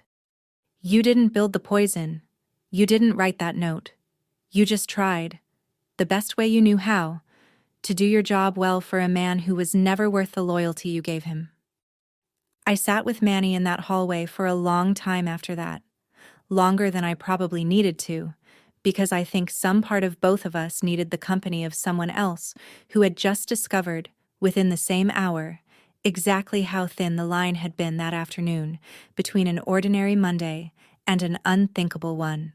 Outside the tall hospital windows, the light had gone the deep amber of late afternoon sliding into evening, and I remember thinking, with a clarity that has stayed with me ever since, that I had woken up that morning as one woman and would be going to sleep that night as an entirely different one.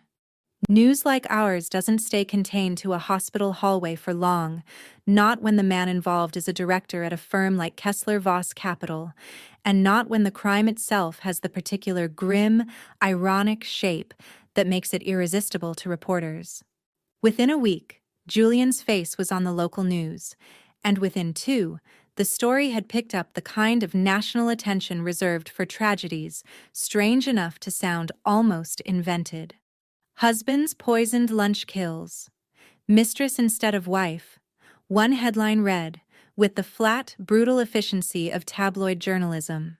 I hated seeing it phrased that way, reduced to a punchline, even though I understood, on some level, why the story caught fire the way it did. It had all the ingredients: money, betrayal, a driver's honest mistake, a woman who should have died and didn't, and a woman who wasn't supposed to be in danger at all, and paid for someone else's sins with her life. The forensic investigation moved quickly once Manny's testimony, and the note gave detectives a clear thread to pull. The poison itself was traced back to a supplier operating through an encrypted marketplace, the kind of purchase Julian had genuinely believed was untraceable, right up until a forensic accountant working the case found the exact cryptocurrency transaction, time-stamped weeks before Vivian's death, sitting in a wallet linked to an email address Julian had used exactly once and then forgotten about. He had been careful in the ways he understood carefulness: cash for the syringe, an unmarked vial, a plan built to look like an accident. He had not been careful in the ways that actually mattered, because a man that confident in his own cleverness rarely imagines being caught at all. The embezzlement came out not long after, exactly the way Vivian had once threatened it would, except now it was investigators, rather than a scorned mistress uncovering it. $2 million, moved out of client trust accounts over 18 months through a series of shell transactions dressed up cleverly enough to survive one audit, but not a second, more thorough one, conducted under the harsh new scrutiny of a murder investigation. Kessler Voss suspended him the same week the story broke, then terminated him outright once the fraud charges were formally filed. The firm issued a careful statement about its deep commitment to compliance and its cooperation with authorities, the kind of statement companies issue when they want the world to know they are horrified without actually taking responsibility for anything themselves.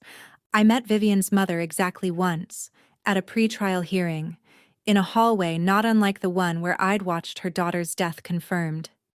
She was a small, tired-looking woman from somewhere upstate, and she looked at me for a long moment before either of us said anything, the two of us occupying the strange, uncomfortable space of women who had both, in our own ways, been discarded by the same man, though only one of us had survived it. "I don't blame you," she said finally, her voice rough. "I want you to know that. I've read everything. I know you didn't do this to her. I'm so sorry for your loss," I told her. And I meant it completely. Even with everything I knew about her daughter's role in my own near death, grief doesn't require the person grieving to have been blameless. Vivian had made choices I could never fully forgive, but she had also been a daughter, and somebody's whole entire world, and she had died in a way no one deserves to die, cold and alone on her own kitchen floor, betrayed by the very man she'd believed was finally choosing her. She always wanted more than what she had, her mother said quietly, almost to herself. I used to tell her, "More isn't always better, baby." I don't think she ever believed me. She looked at me again, something raw moving behind her tired eyes. "I hope you take whatever you're owed and build something good with it. Somebody in this whole mess ought to get to." I have thought about that conversation more times than I can count in the months since. I think about how easily either of us could have been the other. A woman who married for love and got betrayal instead. A woman who chased an escape and found only a different kind of danger waiting at the far end of it. Neither of us built the poison. Neither of us wrote the note. We had both, in our own separate ways, simply trusted the wrong man with something we couldn't afford to lose. The trial itself took the better part of a year to reach the courtroom, which is its own particular kind of endurance test. A year of depositions, of lawyers, of reporters occasionally camped outside the brownstone, hoping for a photograph of the wife who was supposed to die, as one particularly tasteless segment once called me on a late-night cable broadcast. I kept mostly to myself that year, leaning hard on the small, steady circle of people who had never wavered. Mrs. Alcott. A handful of old friends from before my marriage who'd quietly kept in touch even during the years I'd drifted from almost everyone. And, strangely, Manny, who called to check on me more often than I ever expected a man in his position to, as though some part of him needed regular proof that I really had made it out of that day alive and whole. The courtroom itself, when the trial finally began, was smaller and plainer than I'd expected. All fluorescent light and hard wooden benches, nothing like the dramatic mahogany-paneled rooms you see in movies. The prosecution built its case methodically. The dark web purchase records, the syringe recovered from Julian's briefcase along with faint residue traces the defense's own expert couldn't fully explain away, Manny's testimony, delivered in a halting, guilt-heavy voice that nonetheless held together under a defense attorney's attempt to rattle him. They played the voicemail, Vivian's voice filling that small, quiet room with threats she never imagined would end up as courtroom evidence in the trial for her own murder. I watched several jurors flinch at the casual cruelty of Julian's tone in his own recorded messages to her, the same flat, dismissive register I recognized instantly from 10 years of breakfasts. Julian's defense attorney tried, predictably, to lean on the ambiguity of the instruction he'd given Manny, arguing that a man who told his driver to take a lunch to the house couldn't be held fully responsible if that driver simply misunderstood which house he meant. It was, I'll admit, the one halfway clever angle available to them, and for a few tense days I genuinely worried it might work on at least one juror inclined toward reasonable doubt. But the prosecution came back hard with the syringe, with the poison itself, with the note in Julian's own handwriting instructing a woman to finish it all. Evidence, they argued, and rightly, that showed clear and specific intent to kill a person with that food, regardless of which particular address it eventually reached. Ambiguity about the delivery route did not erase the unambiguous fact of a lethal dose of poison, carefully prepared and deliberately sent out into the world with murder as its only purpose. I testified on the fourth day. I remember very little of the walk up to the stand, but I remember, with total clarity, the moment I looked out at the gallery and found Julian's eyes on me from the defense table, and felt nothing crumble inside me at all. That, more than the verdict, more than anything the jury eventually decided, was the moment I understood I really had survived him. Not just the poison, but the decade of quiet erosion that came before it. I gave my account plainly, the way I've tried to give it to you here. The breakfast, the note I never saw until it was evidence in a plastic bag, the strange, unexplainable peace that had settled over me that afternoon, while a woman I'd never met was dying 7 miles away in a life that should have been mine to lose, instead of hers. The prosecutor asked me, near the end, whether I had any sense, in the moment, of how close I had come to death. I told the truth. I said I hadn't. Not consciously, not until Manny's call. I said that not knowing had been its own strange mercy, because it had let me spend that final ordinary afternoon of my old life doing something good instead of something afraid. The jury deliberated for 11 hours over 2 days. When they came back, I sat perfectly still, my hands folded in my lap, and listened to a foreman I'd never met before. That week read out the words that ended my marriage more completely and more finely than any divorce filing ever could. Guilty. On all counts. Attempted murder. Second-degree murder. For Vivian, on the theory. One the jury accepted without much apparent hesitation. That intent to kill transfers to whoever the poison actually reaches, regardless of who it was meant for. Wire fraud and embezzlement. For the $2 million that had funded, among other things, a year of dinners and handbags for a woman who died believing those gifts were proof of love, rather than the last, desperate purchases of a man trying to buy his own way out of a decision he couldn't undo. He was sentenced, some weeks later, to life in prison with the possibility of parole after 25 years. Old enough, by the time that date arrives, that I doubt very much he'll ever again sleep anywhere but behind the walls he built for himself with his own hand, in his own careless, arrogant handwriting. On a scrap of yellow paper, he was certain no one would ever read closely enough to understand what it really was. I did not feel triumphant when the sentence was read. I felt mostly a great and sudden tiredness, the particular exhaustion of a body finally allowed to stop holding its breath after holding it for far, far too long. I went home that evening, to a house that was legally and entirely mine again, in every sense that mattered, and I sat on the back porch where, a year earlier, I'd felt that strange lifting sensation pass through me like weather clearing, and I let myself cry for the first time since it had all begun. Not for Julian. For the version of myself who had spent a decade believing patience alone could fix what was broken in another person, and for the woman across town, buried now for the better part of a year, who had wanted exactly the same thing I once wanted. To be loved well by someone who, it turned out, was never capable of loving anyone well at all. The divorce itself was almost anticlimactic after everything else. A formality processed while Julian was still awaiting sentencing, uncontested in every meaningful way, since a man facing a life sentence has very little leverage left to negotiate with, and even less appetite for a legal fight he had no realistic chance of winning. My attorney, a sharp, patient woman named Priya, who had guided me through the criminal trial as well, handled the paperwork with a briskness that felt, after everything, almost gentle in its own way, as if she understood that I needed this part, at least, to be simple. The brownstone had always legally been mine, thanks to my father's careful will, and it remained mine without dispute.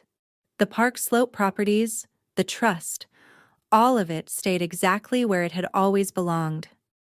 I did not walk away from that marriage with an unfair windfall, the way some of the crueler corners of the internet like to imply in the months the story stayed in the news cycle.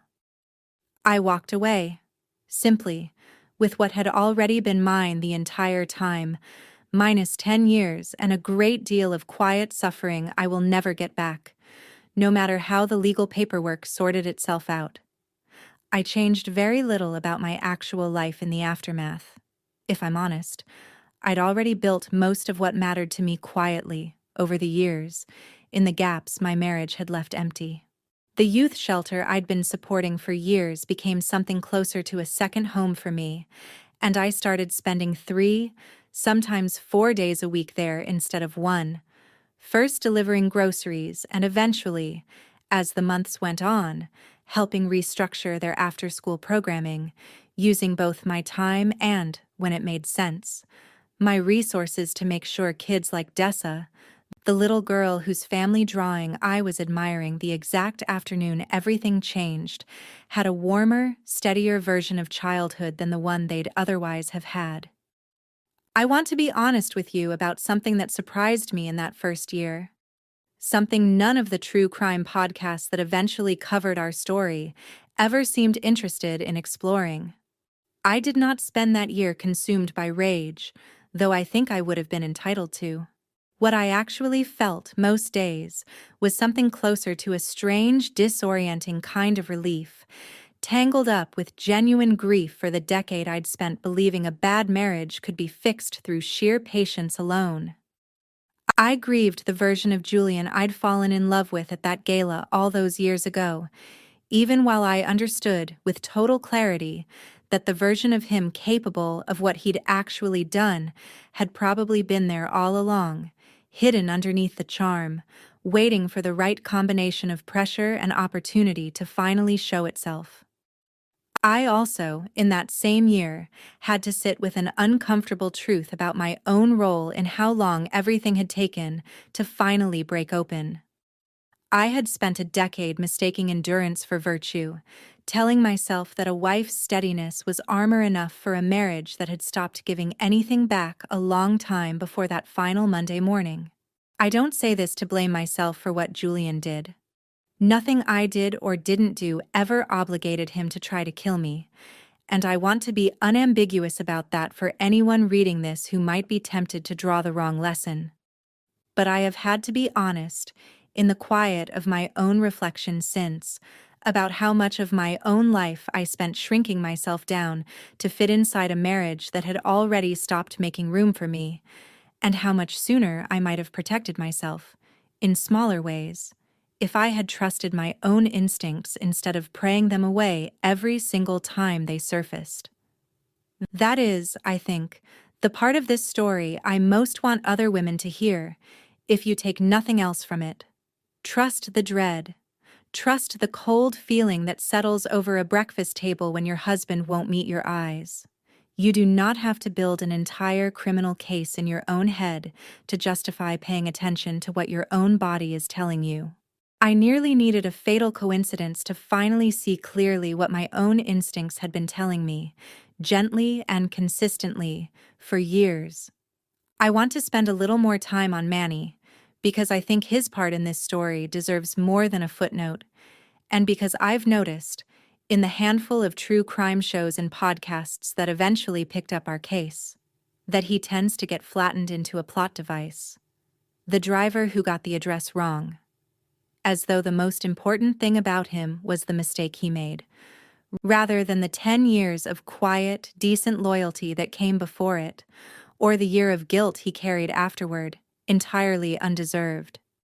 He came to see me about 6 weeks after the trial ended, sitting stiffly on the edge of my sofa in the front room of the brownstone, turning his cap over and over in his hands, the way he apparently did whenever he was working up to something difficult. He told me he'd been offered a driving position with another family uptown, decent people by all accounts, but that he wasn't sure he could take it. Wasn't sure he trusted his own judgment behind the wheel of somebody else's life anymore. Not after what his judgment had nearly cost 2 women in a single afternoon. "You didn't nearly cost anyone anything," I told him, and I meant it as firmly as I've ever meant anything. "You saved my life, Manny, whatever guilt you're carrying around about Miss Cross, and I understand why you're carrying it, I do. You need to also understand that the same choice that led to her death is the exact choice that kept me alive. You can't hold one of those without the other. They're the same decision." He was quiet for a long moment, still turning that cap over in his hands. "I think about her sometimes," he admitted. "The way she smiled when she opened the door. She was so happy. She tipped me $100, Grace.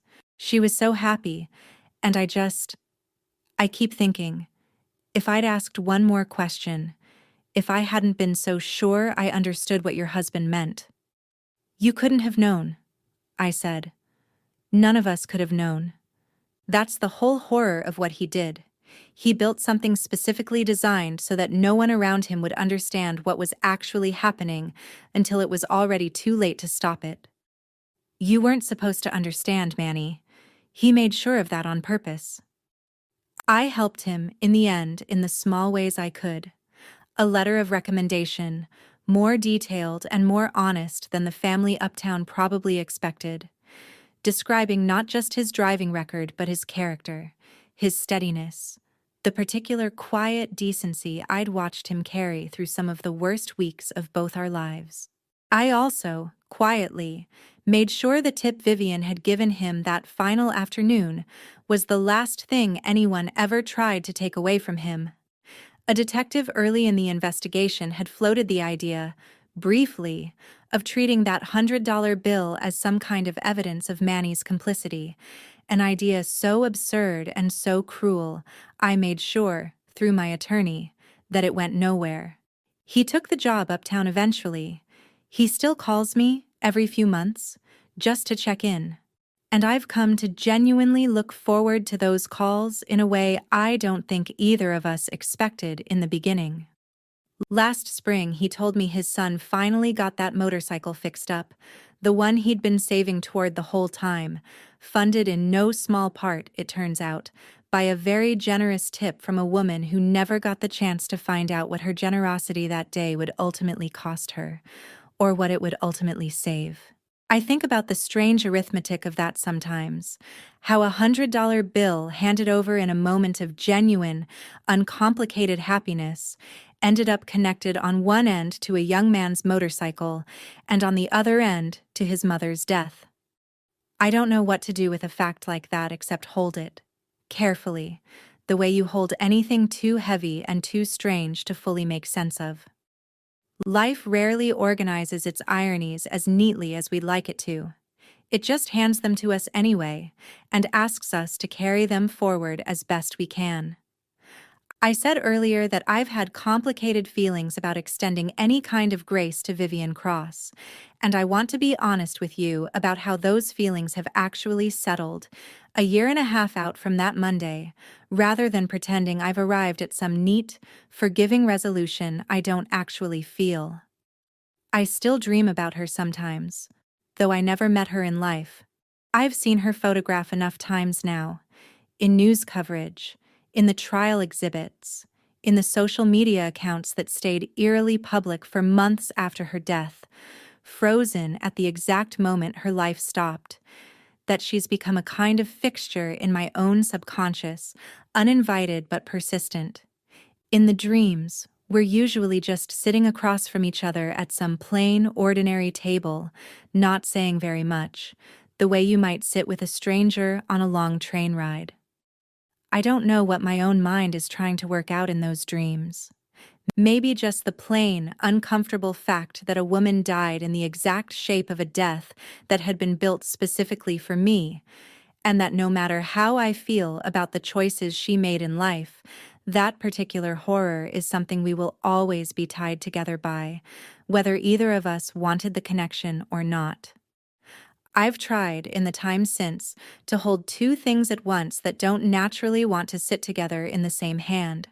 The first is that Vivian Cross spent a year knowingly, deliberately participating in the destruction of my marriage, that she pushed and threatened and maneuvered for a life she believed she was entitled to take from me, and that none of what happened to her erases the real harm she was actively causing me, right up until the final hour of her life.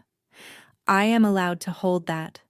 I am allowed to have complicated, even angry feelings about a woman whose blackmail attempt was the direct spark that led my husband to try to kill me in the first place. If she had never pushed him, never threatened the embezzlement exposure, I sometimes wonder whether he'd have simply continued the slow, cowardly path of least resistance indefinitely, unhappy but never quite desperate enough to reach for poison. The second thing I try to hold, though, is that she was also, in her own way, exactly as deceived and exactly as used by Julian as I was. Just deceived in a different direction, promised a future he had no actual intention or ability to give her. Kept on a string of half-commitments for a year while he continued going home, at least occasionally, to a wife he had no intention of actually leaving until the math of his own greed made leaving convenient. She built an entire imagined future on the promises of a man who was, underneath the charm, capable of poisoning a lunchbox without so much as a flicker of hesitation.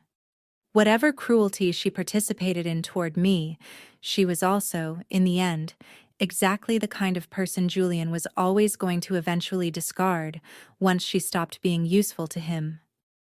I just happened to be discarded first, and survived it, and she happened to be discarded second, in a form neither of us saw coming, and did not survive it at all. I don't know if that adds up to forgiveness. I'm honestly not sure it needs to. I think some things simply exist in a kind of permanent, unresolved tension, and the healthiest thing I've found I can do with a tension like that is stop demanding that it resolve into something tidier than it actually is.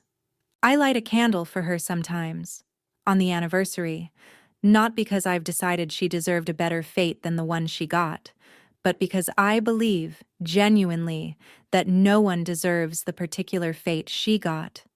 Poisoned by a man who claimed to love her.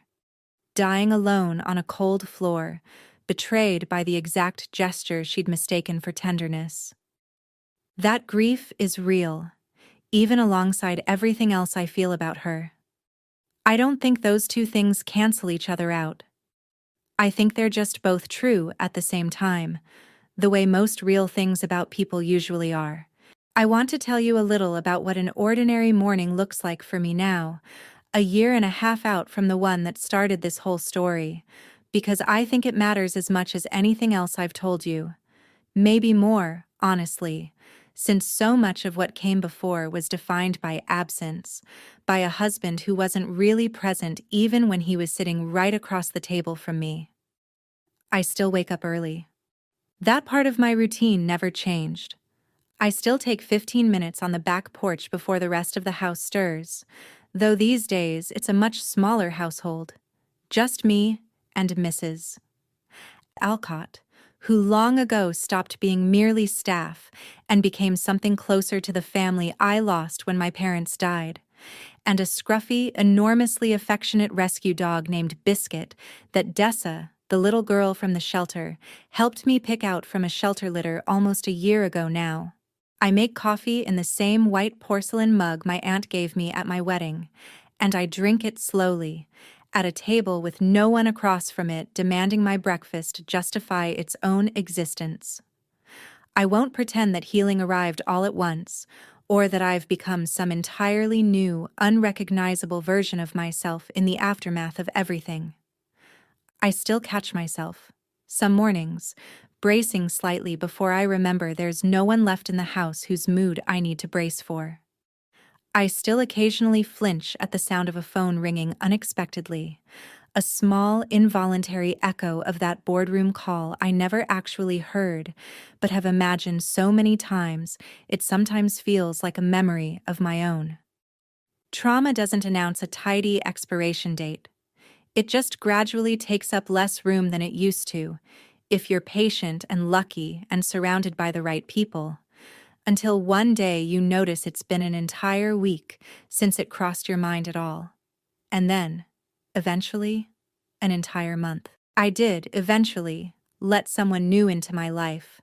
Carefully, slowly, on my own timeline, rather than anyone else's expectations of how quickly a woman in my situation ought to move on. His name is Theo, and he teaches history at the same public school Dessa now attends, and I met him at a fundraiser for the shelter almost a year after the trial ended, in a room that felt, for the first time in longer than I could remember, entirely free of any pressure to perform a version of myself for anyone's benefit. He is patient in a way that doesn't feel like the performed patience I spent a decade practicing on Julian. He asks questions and actually waits for the answers. He reaches for my hand and, every single time, without fail, reaches back when I take his. I share that not to give this story a neat, romantic bow. I don't need one, and I don't think you need one either, to understand that a woman can build a genuinely good life after surviving something this dark. I share it because I think it matters that the ending of this story isn't just about a man going to prison, or a mistress dying in his place, or a driver's honest mistake saving a life he had no idea was even in danger. The ending, for me, is quieter than all of that. It's a small back porch, a cup of coffee that goes exactly as warm or as cold as I want it to, a dog snoring at my feet, and a full, unguarded breath in a body that, for one single terrifying afternoon, very nearly stopped being allowed to take one at all. Something happened after the story went public that I genuinely did not expect, and that I think is worth including here, because it changed how I understood the whole ordeal, and because it might be the single most useful thing I can offer anyone reading this, who sees even a small piece of themselves in what I went through. I started receiving letters. Not many at first. A handful, forwarded through my attorney's office, from women who'd read about the case in the news and felt compelled, for reasons of their own, to reach out to a total stranger. Then more, after a popular true crime podcast covered the trial in detail and, somehow, tracked down a way to route mail to me. By the end of that first year, I had received well over 300 letters, emails, and messages, and I read every single one of them, sitting some evenings on that same back porch with a cup of tea going cold beside me. They were not, mostly, about poison or embezzlement, or the strange, specific horror of a murder plot gone sideways. They were about the years leading up to that Monday morning, the cold breakfasts, the pulled-back hands, the particular loneliness of sharing a house with someone who has stopped, in every meaningful way, actually living in it with you. Woman after woman wrote to tell me some version of the same story. I read about your husband and the poisoned lunch, and everyone else in my life is horrified by the ending, but I recognized the beginning. I recognized the breakfast table. I've been living at that table for years. One woman, a nurse from Ohio, wrote to tell me she'd finally left her own marriage 2 weeks after reading about mine. Not because her husband had ever done anything as extreme as what Julian did, but because she'd finally let herself admit that the slow, quiet erosion she'd been enduring for a decade was its own kind of danger, even without a vial of poison attached to it. Another woman, younger, wrote simply to say she'd shown the news coverage to her mother, who had spent 30 years married to a man who never raised his hand, but never once, in 3 decades, made her feel safe either, and that the two of them had finally had a conversation about it, they'd been avoiding their entire adult lives. I did not set out to become any kind of public symbol for anything. I still bristle a little at some of the language people have used to describe me since the wife who cheated death, the miracle survivor. Phrases that flatten the whole complicated, painful shape of what actually happened into something closer to a headline than a life. But I have come to believe, reading through those letters late into the evening, month after month, that there is real value in a story like mine being told honestly, in full, rather than reduced to its most sensational detail. The poisoned lunch is the part that makes the news. The decade of cold breakfasts before it is the part that actually matters to most of the women writing to me, because that's the part they recognize in their own lives, whether or not a vial of poison is ever involved. I wrote back to as many of those women as I reasonably could, though eventually the volume made it impossible to answer them all individually. I told each of them roughly the same thing, in my own words, tailored a little to whatever they'd shared with me. Trust the dread. Do not wait for a dramatic, undeniable event to justify taking your own instincts seriously. You do not need a murder plot to know that a marriage has stopped being safe for you, emotionally or otherwise. Sometimes the coldest breakfast table in the world is warning enough, all by itself, if you're willing to actually listen to what it's telling you. I've spent a great deal of time, in the year and a half since that Monday, turning over the sheer number of small, ordinary things that had to line up in a very particular order for me to still be alive to tell you any of this at all, and I think it's worth walking through them plainly, one more time, because I still find the shape of it almost unbearable to sit with. If Julian had said my name instead of a vague, sentimental phrase, if he'd simply told Manny, "Take it to Grace," instead of, "To the one who's always waiting for me," there would have been no ambiguity at all for a loyal driver's mind to work through, and that box would have gone straight to Brooklyn Heights, straight to my own kitchen counter, exactly as intended. If I hadn't been fasting that particular Monday, a habit I'd kept up for years for reasons that had nothing at all to do with self-preservation and everything to do with an old, comforting ritual from my childhood, I might have eaten lunch the moment it arrived, the way I once did years earlier, back when Julian still brought me food from that same restaurant out of real affection, rather than as a weapon. If my tooth hadn't been aching that morning, I might have set the food aside to eat later that evening once my fast broke, and found some way to push through the discomfort of a sore molar for a meal that expensive, or given it to someone else in the house, someone who might just as easily have died in my place, in my own home, with none of the strange, technical mercy that at least kept a horror like that from happening under my own roof. If Manny had simply asked one more clarifying question, the way careful people sometimes do when an instruction feels the slightest bit off, instead of trusting his own reasonable, well-informed read of a year's worth of habit and behavior, the whole chain of events unravels completely, in either direction. I don't share all of this to suggest that some grand cosmic machinery was operating behind the scenes, calibrating each of these small variables with intention, though I'll admit that in my more spiritual moments, sitting alone on that back porch, it is difficult not to feel that way about it.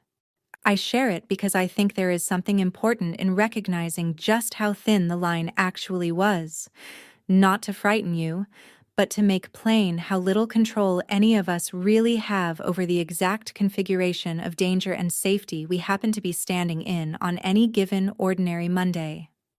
I did not survive that day because I was smarter, or more careful, or more deserving than Vivian Cross. I survived it because of a fasting habit from my childhood, a sore tooth, and a driver's 10 years of careful attention to a pattern of behavior I never even knew he'd been quietly tracking.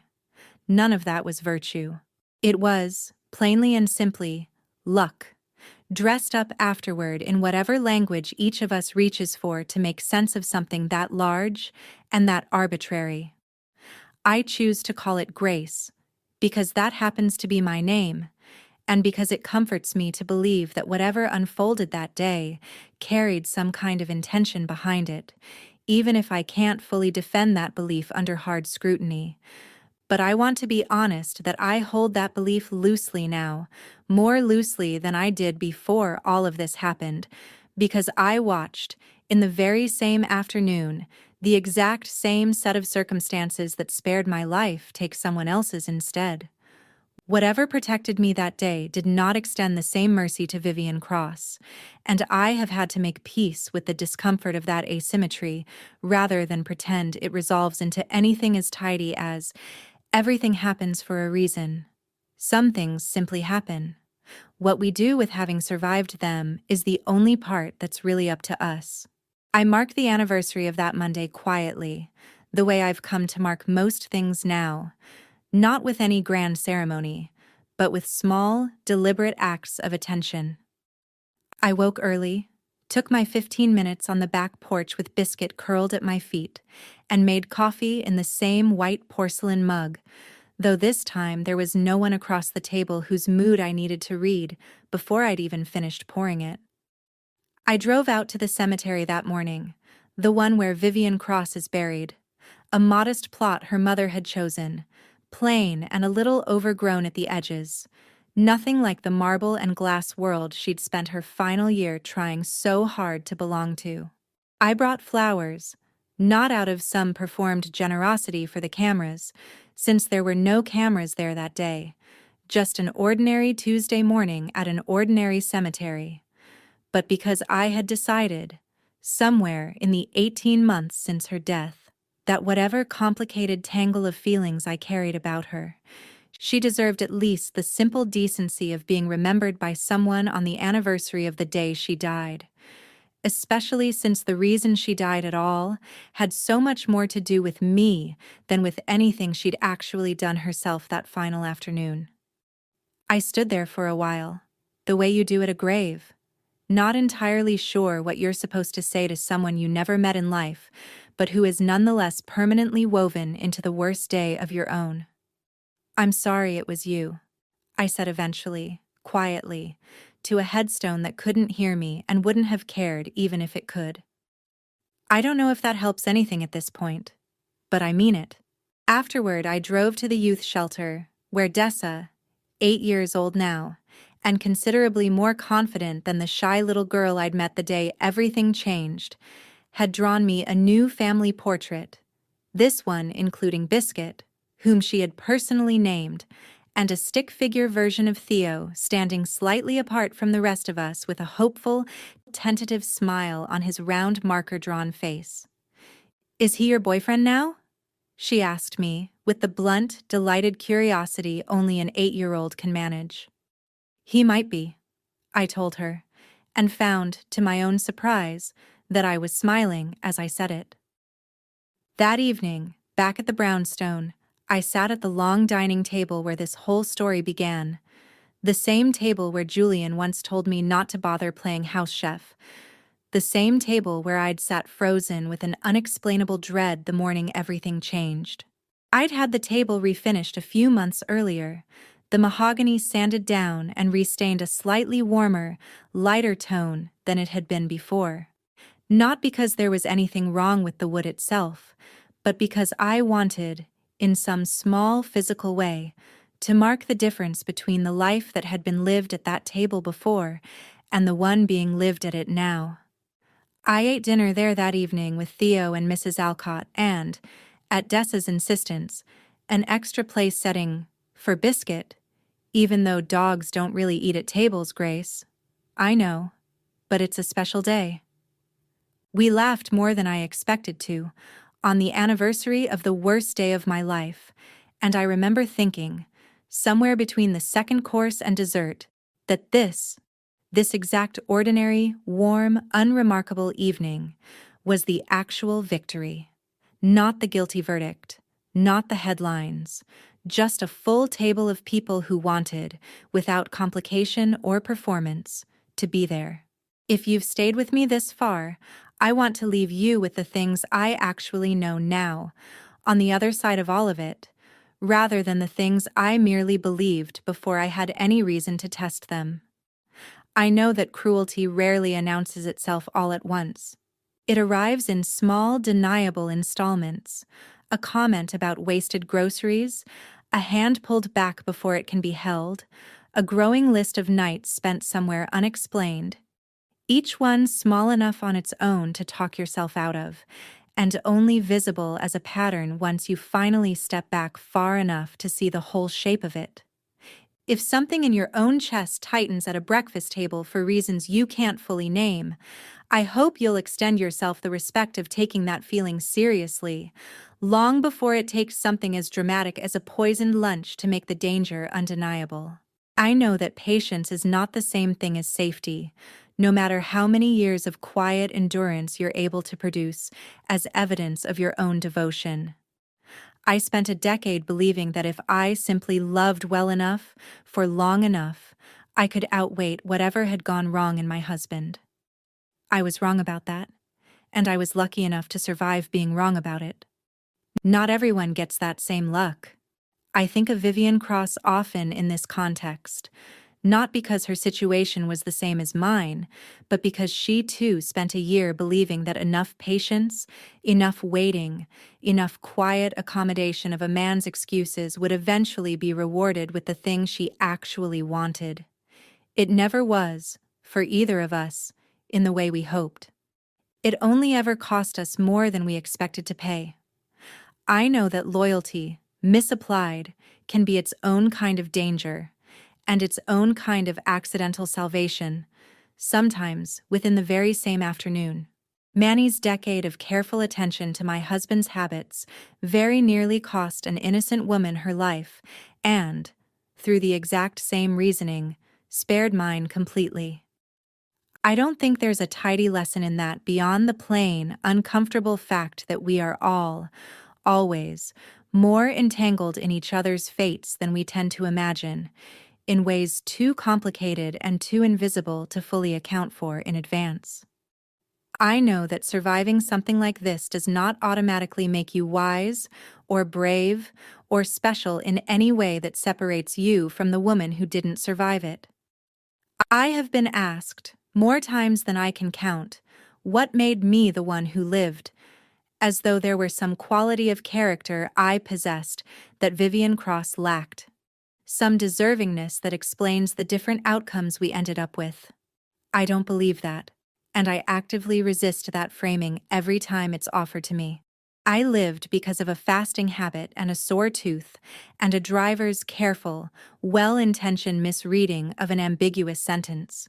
She died because of the same three things, pointed in the opposite direction. Neither of us earned our fate that day. We simply received it. And I know, finally, that it is possible to build a genuinely good life on the other side of something this dark. Not despite the darkness, and not by pretending it didn't happen, but by carrying it forward honestly, the way you'd carry any other true and heavy thing, and choosing, deliberately, morning after morning, to fill the space it leaves behind with something warmer. A dog at your feet. A cup of coffee that goes exactly as hot or as cold as you want it to. A table full of people who showed up because they wanted to, not because they had to.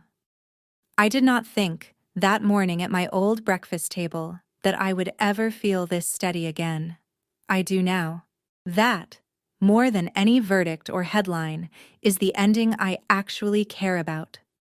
Almost every person who reaches out to me now, whether through a letter or a message or a nervous stranger who recognizes my name at the shelter's fundraisers, eventually asks some version of the same question. Not about the poison or the trial, or even about Julian himself. They ask about the moment I stood in that hospital hallway, whole and healthy, and understood, all at once, exactly what he had tried to do to me. They want to know if I hated him in that instant. They seem to expect the answer to be a simple yes, something clean and satisfying, the kind of emotional climax a story like this is supposed to deliver on schedule.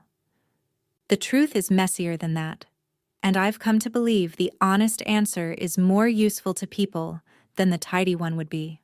What I actually felt standing in that corridor was something closer to a vast, sudden clarity, the sensation of an enormous weight lifting off a part of my chest I hadn't fully realized was carrying anything at all. 10 years of quiet doubt, of talking myself out of my own instincts, of believing that a good enough wife could love a man back into decency, all of it simply resolved, in that single moment, into an answer I could no longer argue myself out of. He never loved me the way I needed to be loved. He was, in fact, capable of ending my life without hesitation the moment it became inconvenient to keep me in it. That clarity did not feel like hatred. It felt like relief. Oddly enough, the specific relief of finally being allowed to stop questioning something that had been true for a very long time before I had the evidence to prove it. The hatred, when it came, arrived later and in smaller, less dramatic doses than I expected. It showed up during the trial, listening to the recording of Vivian's voice threatening him, and hearing, underneath her fury, just how casually he must have discussed our marriage with her, the private jokes he must have made at my expense, the small cruelties he apparently found funny enough to share with someone else. It showed up again reading the embezzlement records, understanding the sheer scale of what he'd been willing to risk and steal, simply to keep a lifestyle he'd never actually built with his own hands in the first place. It showed up, smaller and sharper, on ordinary days that had nothing to do with him at all. Folding laundry, watching Dessa's drawings pile up on my refrigerator, teaching Biscuit to sit. Moments when some part of me would suddenly remember, with a jolt, that none of this ordinary goodness was ever supposed to happen, that I was only alive to fold that laundry because of a fasting habit and a sore tooth and a driver's careful mistake. I don't think hatred, in the end, is a very useful place to build a life on top of, even when it's fully earned. I let myself feel it when it arrives, unforced, and I don't apologize for it or try to talk myself out of it the way I once talked myself out of every uncomfortable feeling I ever had about my marriage. But I don't go looking for it either. Julian is exactly where he belongs now, in a cell he built for himself with his own hand, and I have found that the healthiest use of my remaining energy is directed almost entirely away from him, toward Dessa's schoolwork, toward Theo's patient, steady presence, toward the particular, unglamorous work of rebuilding a life that is entirely, finally, mine to shape. People sometimes seem disappointed by that answer, as though they were hoping for a more satisfying story of righteous fury, a woman who spends her days consumed by vengeance against the man who tried to end her. I understand the appeal of that story. It's just not the one I actually lived. The truest revenge I've found, in the end, was never really about him at all. It was simply continuing to build a good, warm, ordinary life in the exact house he once planned to leave my body in, filled with people who love me the way he never learned how to. I mentioned him earlier, briefly, and I want to give him a little more room here, because I think a story like mine needs to make space for what comes after the darkness, not just linger inside it, and because Theo has been patient enough with my healing that he deserves more than a passing mention. We met almost a year after the trial concluded, at a spring fundraiser for the shelter that I helped organize almost entirely because I needed something to pour my energy into that had nothing to do with courtrooms or evidence bags or reporters camped outside my front gate. He came because one of his students, a serious, soft-spoken boy named Marcus, who reminded me a little of Manny in his quiet carefulness, had begged him to attend a benefit where his artwork was being displayed alongside the other kids. Theo stood in front of Marcus's painting for a long time before I ever spoke to him, and something about the unhurried way he studied a child's drawing, giving it the same careful attention most adults reserve for things they consider important, made me want to know more about him. He knew who I was, of course. By that point, most of the city did, at least in the vague, headline-shaped way people know a stranger's tragedy. He was careful, in those early conversations, never to bring it up unless I did first, and even then he asked questions rather than offering the kind of clumsy sympathy I'd grown so tired of receiving from well-meaning strangers over the previous 2 years. He asked what the shelter meant to me, not what my husband had done to me. He asked about Dessa's drawings, not about the trial. It took months before I told him the full shape of what had happened, in my own words, at my own pace. And when I finally did, late one evening on that same back porch, he simply listened, all the way through, without once reaching to fix or minimize or rush past any part of it. "I don't know how you're this steady," he told me afterward, quietly. And I remember laughing, a little bitterly, because steady was not how I would have described myself most days, even a full 2 years out from everything. "I'm not steady," I told him. "I'm just very practiced at looking steady. There's a difference." "Then I hope you'll let me see the parts that aren't," he said. And something in me, some old, exhausted, carefully guarded part of myself, finally allowed itself to believe that request might actually be sincere. He has been patient in ways I did not know a person could be patient without it curdling, eventually, into resentment or impatience of its own. He does not flinch when I need to talk about it, and he does not push when I don't. He reaches for my hand exactly the way I once reached for Julian's every single morning for a decade, and every single time, without fail, he reaches back. A small, ordinary gesture that I did not fully understand the value of until I spent 10 years without receiving it. I am careful, still, about how quickly I let myself trust any of this. I have learned, the hard way, how convincing charm can be in the early years of something that later reveals itself to be entirely hollow underneath. But I have also learned to notice the difference between charm and consistency, between a man who is wonderful in public and cold at home, and a man who is exactly as steady in the quiet, unremarkable moments no one else is watching. Theo has been the second kind, consistently, for over a year now, and I have slowly, carefully, allowed myself to believe that maybe not every gentle man is secretly counting down the days until my usefulness runs out. It is, I think, the bravest thing I've done since the trial ended. Not testifying, not rebuilding the shelter's programming, not any of the things people seem most impressed by when they hear my story. Just letting myself, slowly and imperfectly, trust someone new with the parts of my heart that Julian spent a decade teaching me were foolish to offer anyone at all. I told you at the very beginning of this story that my husband smiled as he handed his driver a paper bag with a note tucked inside it, certain that those words, "Finish it all, sweetheart," would be the last thing I ever read. I want to close by bringing you back to that image one more time, because I think it holds the whole shape of everything I've come to understand since. For most of my marriage, I believed that being a good wife meant absorbing whatever came my way without complaint. Cold breakfasts, pulled back hands, a decade of quiet, patient endurance dressed up as virtue. I believed, in the particular way you believe things you've never been forced to test, that if I simply loved well enough, for long enough, the man across the table would eventually remember how to love me back. I built an entire private faith around that idea, and I clung to it even as the evidence against it piled up, year after year, breakfast after silent breakfast. What finally broke that belief wasn't some slow, gradual awakening, the kind therapists like to describe as healthy and organic. It was a wrong turn taken by a loyal driver trying his honest best to interpret an ambiguous sentence, and a woman I never met dying in my place, 7 miles from the home she believed she was about to inherit.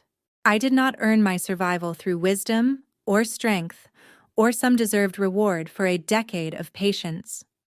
I survived because of a fasting habit, a sore tooth, and a phrase, "the one who's always waiting for me," that meant one thing to the man who said it, and something else entirely to the man who heard it. I think about how easily it could have gone the other way. I think about it more than I probably should, if I'm honest. Lying awake some nights running through the same handful of small variables that had to line up in exactly the wrong order for me to still be here. A different fork in the road. A different note. A different, more specific choice of words at the exact moment my husband handed that box through the partition. Any one of those small shifts, and I would not be the one telling you this story. Someone else would be telling it about me instead, in exactly the flattened, headline-shaped way the world has already told it about Vivian Cross, the mistress who died of another woman's poison. I have had to make peace with how thin that margin actually was, and I don't think that peace ever fully settles into something comfortable. I think you just learn to carry it, the way you learn to carry anything too large to set down completely. If you take nothing else from everything I've shared with you, I hope you'll take this. Pay attention to the dread. Pay attention to the cold breakfast table, the pulled back hand, the quiet, cumulative weight of a decade spent loving someone who has stopped, in every way that matters, loving you back. You do not need a vial of poison and a wrong turn on an expressway to justify taking your own safety seriously. I nearly needed exactly that, and I am only telling you this story today because a driver's honest confusion happened to bend fate in my favor instead of against me. Most people do not get that particular stroke of luck.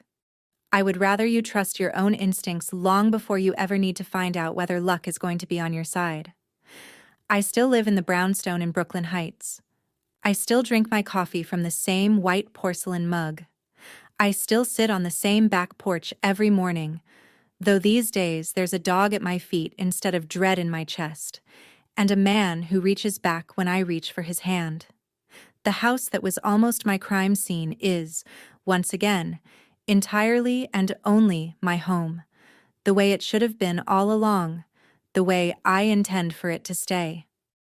My husband is somewhere behind a set of walls he built for himself, one careless, arrogant word at a time. The woman he tried to replace me with is buried in a quiet, overgrown plot upstate, visited once a year by the woman she spent a year trying to erase. And I am here, on an ordinary Tuesday morning, finally, entirely, undeniably alive, not because I was clever enough to outmaneuver a murder plot, and not because I deserved to survive it any more than she did, but because a single, careless word sent death to the wrong address, and let me keep, against every intention my husband ever had, the rest of my life. That is the whole story.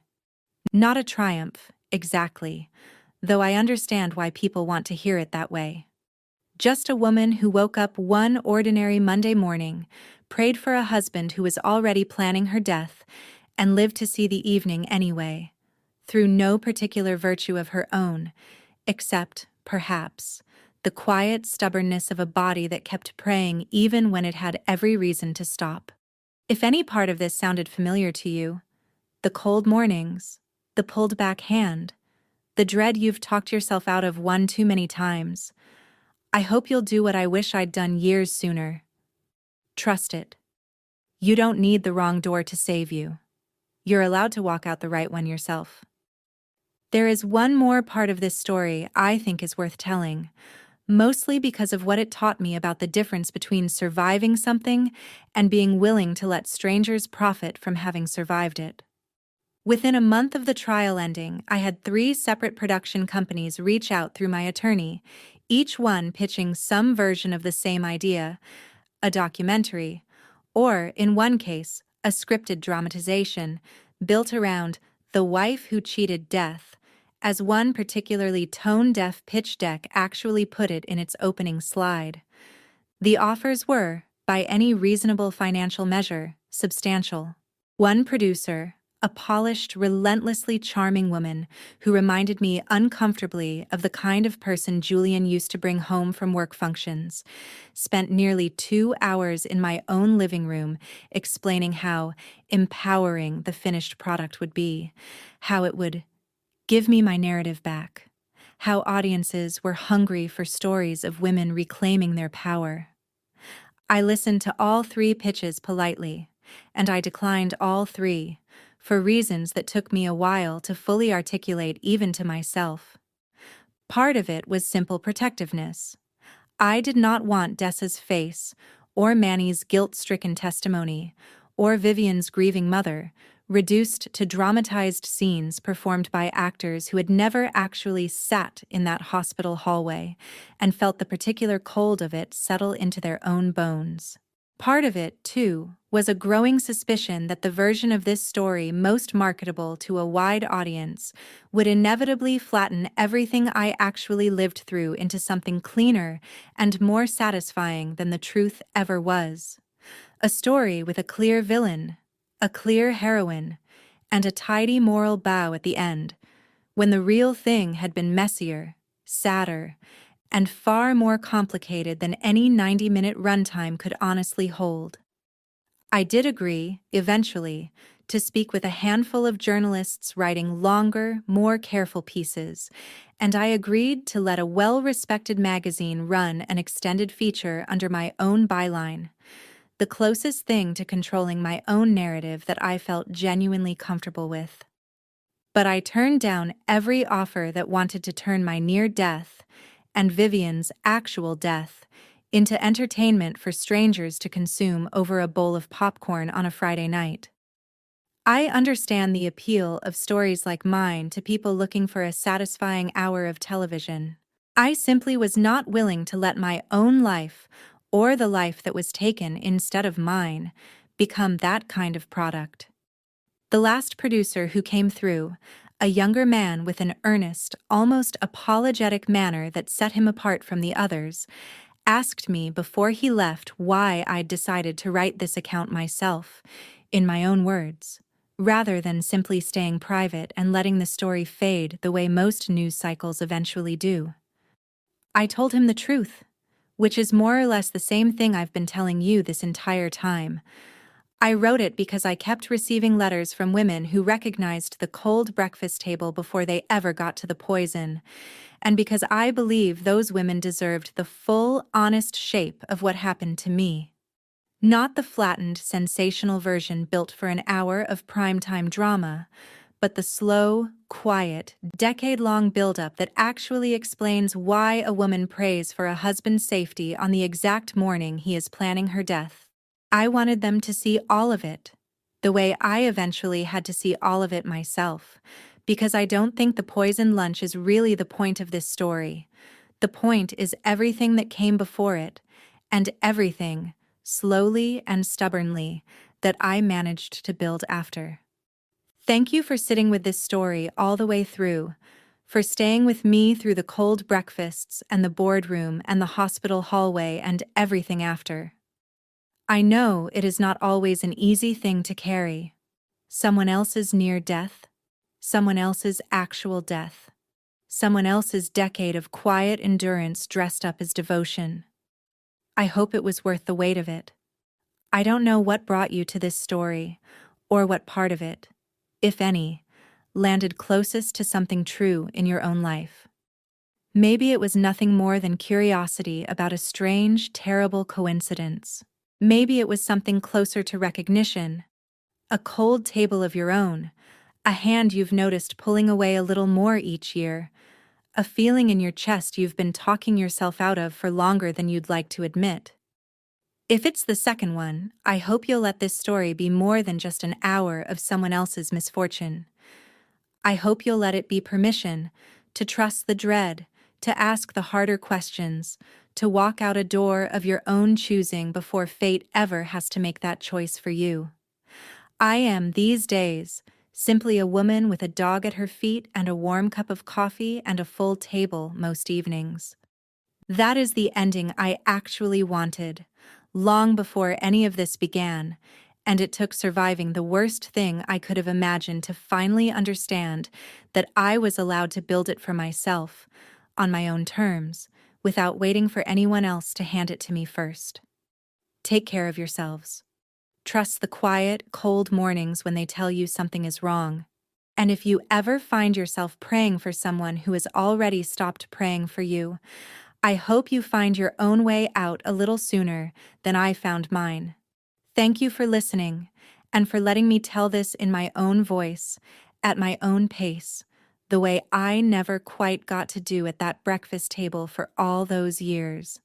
I want to close with one more small memory, because it's the one that still comes back to me most often, more than the courtroom, more than the hallway, more than almost anything else. A few days after Julian's arrest, before any of the trial or the letters or the reporters camped outside the gate, Mrs. Alcott found me sitting on the floor of the pantry, of all places, surrounded by the boxes of rice and cooking oil I'd never delivered that week, simply because I hadn't had the strength yet to carry them back out to the car. She didn't ask what was wrong. She'd worked in that house long enough to know better than to ask a question with an obvious answer.